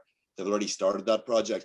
But what my question actually is to any of them is the Newry City Centre Strategic Development Framework by Ferguson McElveen in association with Scott Wilson, commissioned by the council in 2003 and published in 2004, points out the weaknesses and strengths of Newry. And it's fantastic. It's a fantastic brochure. It is literally 2004. If you took that and write 2024 on it, to me, everything that's been pointed out, the joined up thinking, the greenways, the link this, that, and that, it's all in that document. Every single thing is in that document.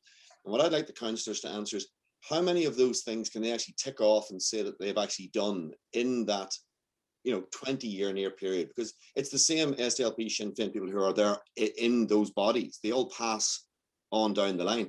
I can't see much that's been done from that. And the documents there just sort of go, yeah, this is what we're now going to do, and start ticking them off. The regeneration project, as was already said, is at least 20 years old from publication. So Gary, you're talking about transparency here again, aren't you? Yes, I mean, the document's sitting here on the screen. I'm looking at it and it's fabulous. And I actually met the architects with Gary Stokes about, God, it seems like 15 years ago. I met with Grainne Powell, I remember, about nearly 17 years ago, talking about the park. And I would agree, it just seems like Groundhog Day. It just seems that we do feel like the poor relations, and you watch other cities develop, and you see Belfast just thriving. You see 2.7 million has just been given to Castlewellan Park with a match funding of 2.7 million by the council. For grounds that I don't even know if the council own, I don't know. But I'm just wondering, we seem so far behind. We seem like people with our begging bowls all the time. And as a very proud Newry man, and someone who works in the health service for 25 years, the idea that Newry Daisy Hill Hospital can't develop is a bit of a moot point, because the hub's going to be going in over near the where Little is now. And when that actually happens, an awful lot of the properties and stuff that are actually in Daisy Hill, the physiotherapy department, the OT department, the podiatry department, they're all moving out. So if anything in the hospital needs to grow, it can grow within its own grounds. So the idea that the council has to move out to help further develop Daisy Hill, I would moot that. I think that's a bit of a red herring.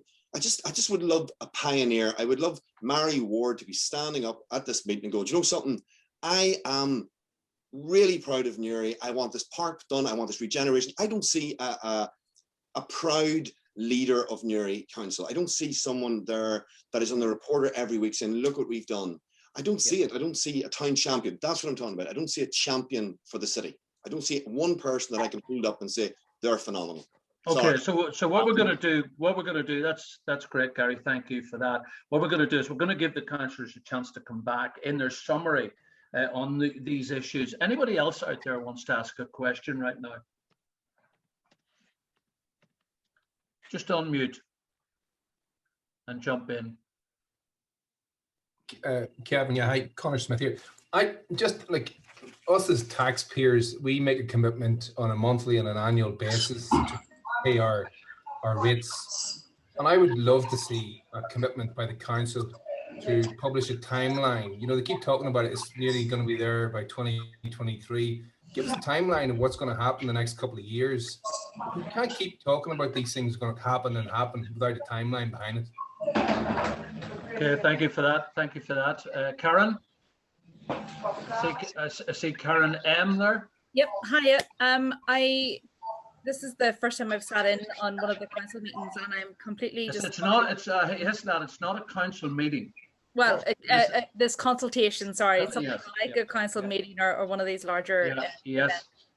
So I'm blown away by just how much we're going around in circles and how much the conversation always gets pushed back to one thing, whenever it is very clear within the city, within the town, through residents, ratepayers, through parents, and as was said already by Grainne, we have the largest proportion of children and young people. There are huge issues with mental health and well-being for a massive proportion of the society and the community living in this area. Whenever I was younger, I had planned to move away and never ever thought I would want to stay in Newry because I couldn't see anything in here for me. Now I've come back, I've set up my own business here, and we really do need to do something. I've decided to bring up my family here, and yet every single day I can see comments coming up on Newry Mums. It's got over 10,000 people following it, constantly mums and parents asking, where can we go to the park? Where are there good outdoor facilities for children? There's nothing in Newry. It's insane that we have to travel outside Newry all of the time. Now we have the pandemic and we're constantly having to find somewhere we can go and meet outside. And yes, we have the Greenway now that we can walk along, but there's not really much else to do. There is nowhere for people to kind of come to meet outside, socialise outside, do outdoor education. There's the outdoor classroom down in Kilbrony. There's a bit of what you can do up in Steve Gullion, but that's it. I think it is utterly incredible. And I have travelled a lot through my work, and I've lived in different cities. I've lived in places throughout Europe, and the potential that is there in Newry is just completely lacking in any of the overall representation, apart from just a very few people that I have seen talking tonight. Okay, thank you for that. Sorry, can I come in? Because I have to leave. Garrett, who's that? Sorry, Gavin Malone. Oh, Gavin, yes, go ahead. Sorry, I have to leave. I have to go to work. Start now in 10 minutes. To make my position very clear, my priority has always been a park. I have a 3-year-old child myself. I really am committed to staying in a park. I'm fully supportive of the regeneration. I don't know if the present position with the cathedral is viable, but we'll certainly have to explore all options. But I'm completely committed to a fantastic top-of-the-range play park where I can take my child, where all our grandchildren go, and that's where I stand, and that's my position. And thanks, Chair, I have to leave the meeting. Thanks, everyone. Thank you. Okay. So we're into the last 10 minutes of our meeting. We can't take any more questions at this stage, but what we are going to do is we're going to invite Brian Cleland back from 2020, who has 2 questions he'd like to ask the councillors, and then we're going to give the councillors a chance to sum up where they're at and what they've learned tonight and so on. But first of all, let's have Brian Cleland from 2020. Thanks, Kevin, and thanks everybody who's contributed. You know, it has been quite a bit of work on the part of, you know, myself and Kevin and a lot of people behind the scenes. But, you know, I think it's been really, really worthwhile. You know, I always find it interesting to engage with people in the broadest sense and hear authentic, heartfelt comments and ideas, as we've heard this evening. And I'd just like to thank everybody for contributing to that. The main thing for me, I think I've taken away is that, you know, this really just is the beginning of conversation. You know, if the council are genuine about intention to regenerate Newry, and I believe many councillors are certainly. I think that's the starting point. Has to be a conversation, and I think we've only touched the tip of the iceberg in the last 2 hours. There's a lot more to discuss, but I think it's been a very. Sorry, just before you continue, Brian, can we get Brian up on the main screen? Can we? Is that possible? Yep. Sorry. That's better. That's better. So yeah. So I think it's been a great conversation in my view, but it's the tip of the iceberg, and the conversation has to be a starting point. What Newry people need and want, what the city needs and wants, has to be, both the beginning, the middle, and the end of this process. And I think the council has to be realistic about that.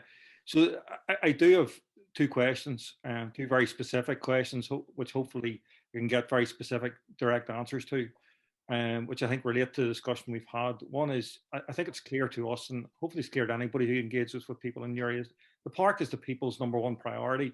I don't see how anybody who honestly, objectively looks at the situation can come to any other conclusion.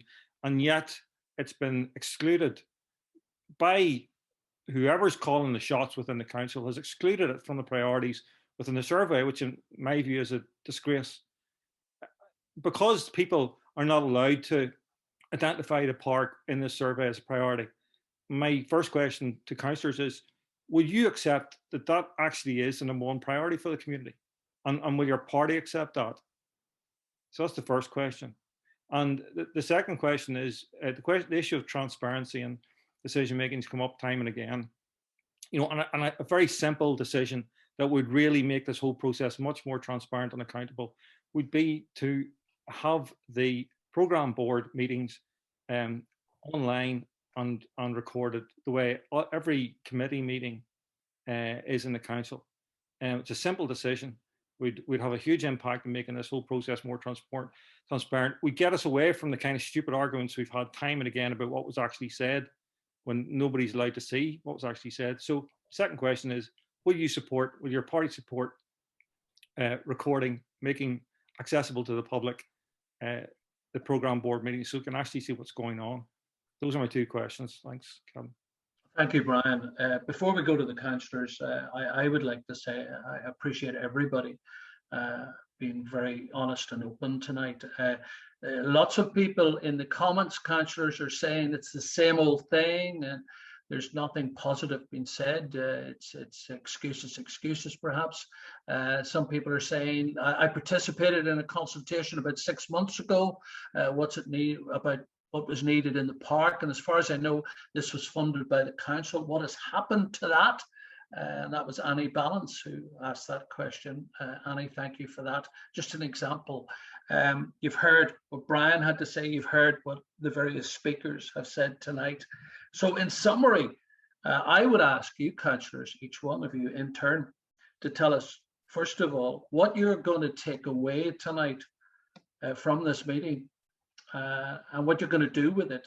Are you going to be empowered tonight by what you've learned and perhaps go into the council chamber armed with some of the things that have been said to make that change? Tonight, I noticed, and I say this observing and watching, some of you very quickly said, oh, maybe perhaps we've made a wrong decision about we need to look elsewhere in regards to where the civic centre is going to be. So it doesn't seem to me, and I'm just being honest, it doesn't seem to me that it's over or it hasn't started. And are we going round in circles here? Can we move forward? From 2017, we've been promised a park in Newry. Hasn't happened as of yet. Let's hope something happens before the year's out. Let's hope something good comes out of this meeting tonight. It was a fact-finding mission tonight. That was 2020's idea. I think we've succeeded in doing that, and I thank each and every one of you for coming on tonight. So councillors, in turn, we'll go back and ask you to summarise, please, and tell us where you're going to go with this tonight. and has it helped you? Declan Murphy.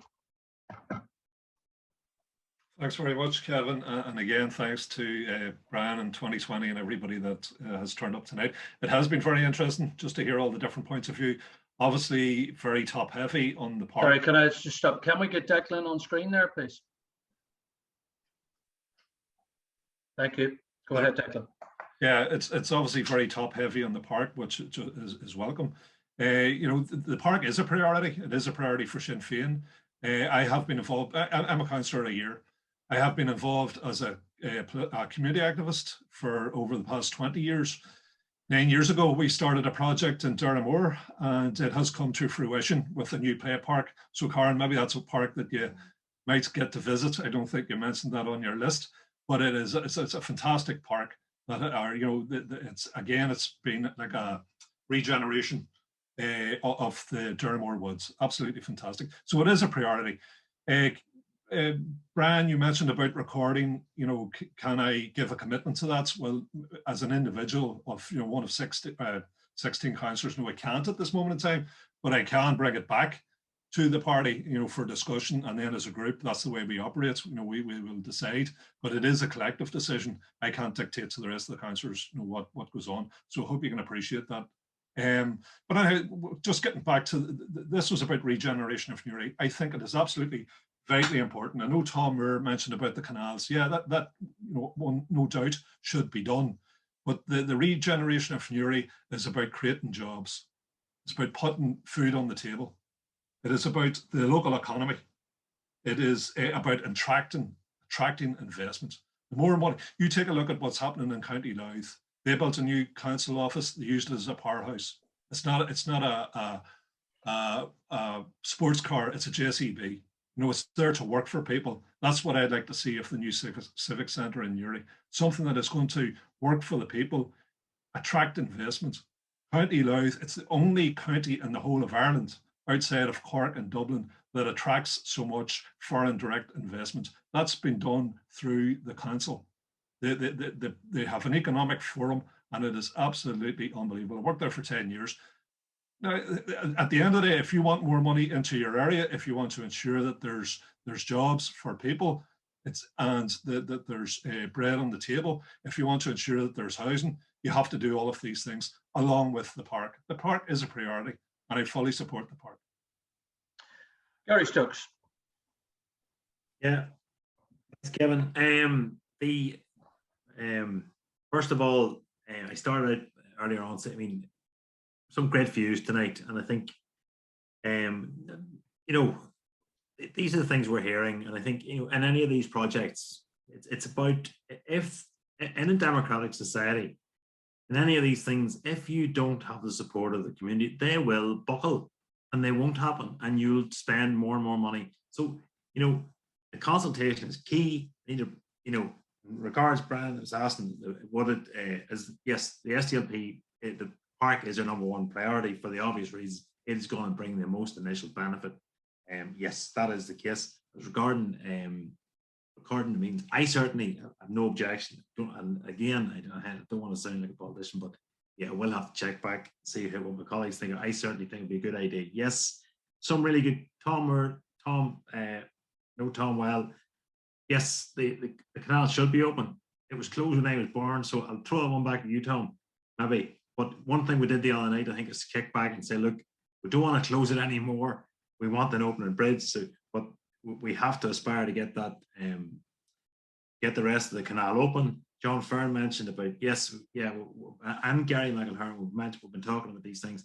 Yeah, I'm like a broken record. You know, I'm just a resident as well of Newry. It's actually, anybody who wants to have a go at this, you're very, very welcome. I appreciate everybody's support that have given me over the years. I'm happy to continue as people want me to do it, but you know, you do, it is some sympathy with Declan as well. You're chipping away at this stuff, and you do have to bring it up and bring it up and bring it up. And yeah, people think, yeah, you were talking about that a while ago, but yeah, it takes a while. I do think for the first time last year, I thought, yes, the park is going to happen. Delighted, it's got cross-party support. I think everybody sees a no-brainer. You know, there's an article or in today's Newry Reporter 20 years, the council were planning on doing something, a development with us. So things move on, things change, priorities change. And thank God that didn't happen. And in fact, that it is going to be a park. So yeah, look, you talk about listening to the people. I certainly, and when they previous to the last election, knocked every door from Shatton Park and on the east side of Newry, from Shatton Park to Warrenpoint Road. And yes, the park was well up there, and that was the response that I get. And so I'm acting from what I've heard from people, and I will continue to do so. Thank you, Gary. David Taylor had to go earlier on. David Taylor, of course, councillor with the Ulster Unionist Party in Newry, Mourne and Down. Just to summarise David earlier on, David said that the priority for him was the park, and he would support that. And he also said that he would enter into dialogue with various groups that spoke there tonight. So something, hopefully, from David. Let's go to Patrick Brown. Yes, thank you very much, Kevin. I'll go back to something that Gary from 2020 said earlier about the strategies from 2004 not coming to fruition. Now, I will absolve myself from that because I was 9 years old when that document was published, but I do think that's a sad indictment on Newry, and I do think that at times projects do move far too slowly, and perhaps the people of Newry are not as well served as they could be by their current political representation. And I do think at the next election there will be opportunities for change that the Alliance Party is offering. So I'll leave folks with that thought, and I'm worried the same exact thing is happening with the park, by the way. But to answer Brian's questions directly, the park is unequivocally, with no qualification, the #1 priority for the Alliance Party in Newry. Now, watch the language of Sinn Féin. The park is a priority for them. That's fair enough. It's a priority. It's not the priority. They will not put the park ahead of this regeneration project in its current form, and that really worries me. And look, I have a lot of respect for Declan. He's a very capable politician. We haven't actually met in person yet, Declan, but your time in council, you've only been in for a short time. You've actually really impressed me with your contributions, but I totally disagree with the position that's currently being taken by your party on this at the moment.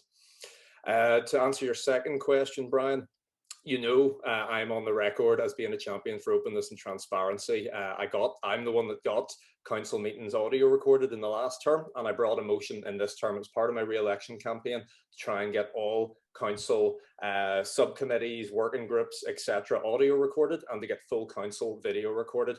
I was told by the SDLP group leader, which is not Gary, by the way, that was a vanity project and an attempt to get headlines, and it wasn't necessary. Now we're in the world of COVID, and pretty much every council is doing that video recording online, except for us.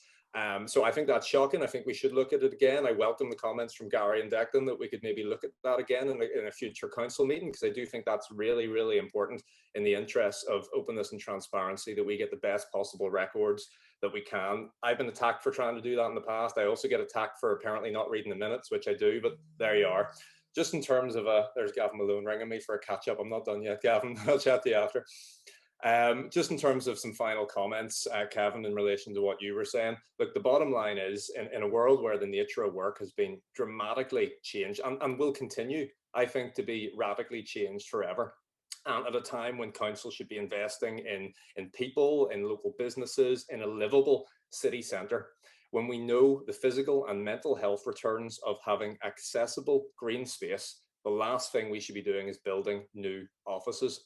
The council needs to urgently change direction on this. The situation has changed, and as famous economist John Maynard Keynes said, when the facts change, I change my mind. The facts have changed. The people have spoken here tonight, and all political parties need to wake up and urgently change direction on this before it's too late. Thank you very much again to Kevin and Newry 2020, and particularly Brian, for pulling this together tonight. I think it's been really constructive, and thank you everyone for joining as well. Patrick, thank you. Gavin Malone had to leave us, and Gavin, very supportive of a park, very, very interested in what people had to say, particularly he mentioned the fact that he had a young child whenever Grainne Powell was speaking, and is very interested in continuing in terms of conversation with the various people tonight. I'd like to bring back in to close now. First of all, I'd like to thank the councillors for giving up their time tonight, and let's hope that they do take a lot of the things on board tonight. It was good that we managed to get through a meeting with councillors without them all falling out, which was wonderful. And they're all still friends. But let's bring in Brian Cleland from 2020 to close now, because I have a question for Brian. And I'm sure people out there are wondering. Some people said, well, why is this meeting happening? Well, it happened because 2020 felt, let's get some fact finding done. Let's get people involved. Let's bring our councillors in and ask them what the hell's going on. That's the bottom line. So we got a response tonight. Some people maybe were pleased with what was said. Some people are maybe will give comment over the next few days. But tonight it was a learning curve for everyone, and let's hope something positive comes out of it. But right now, let's hear from Brian Cleland to close.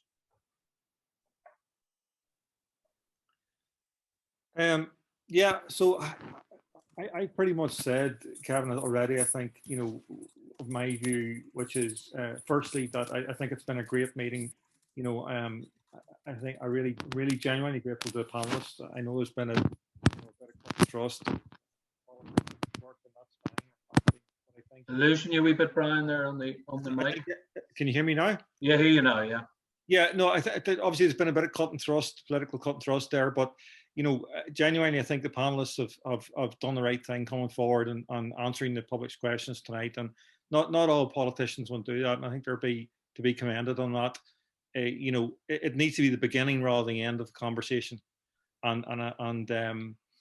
Yeah, you know, this whole thing is really, as I said at the start, it's about the voice of the community. All Newry 2022 really is we work to try and make that voice audible and visible. And we're going to continue to do that. And we think it's already having a major impact on Newry. And we hope it'll continue to have an impact going forward. And that's it. Yeah, everybody's been brilliant. It's been a great event in my view. And thanks especially as well to yourself, Kevin. You've done a great job, as I predicted you would, chairing it tonight. So that's very much appreciated. Well, it was made easy by everyone else. And we were courteous and we listened to each other. And that's the key going forward. Let's listen a little bit more to each other. Councillors, what I would say to you is let's do this again. I think it's been very, very helpful. And I thank 2020 for facilitating this tonight and giving us the opportunity, all of us, to sit and listen to various people. Until the next time, ladies and gentlemen, councillors, and not forgetting our media out there who are reporting on this tonight. Thank you all for being in my front room for the last 2.5 hours, and I'm sure it's been delightful for all of you as well. On that, we close and we say good night. God bless. Thank you. Thank you, Kevin. Kevin, thank you. Bye.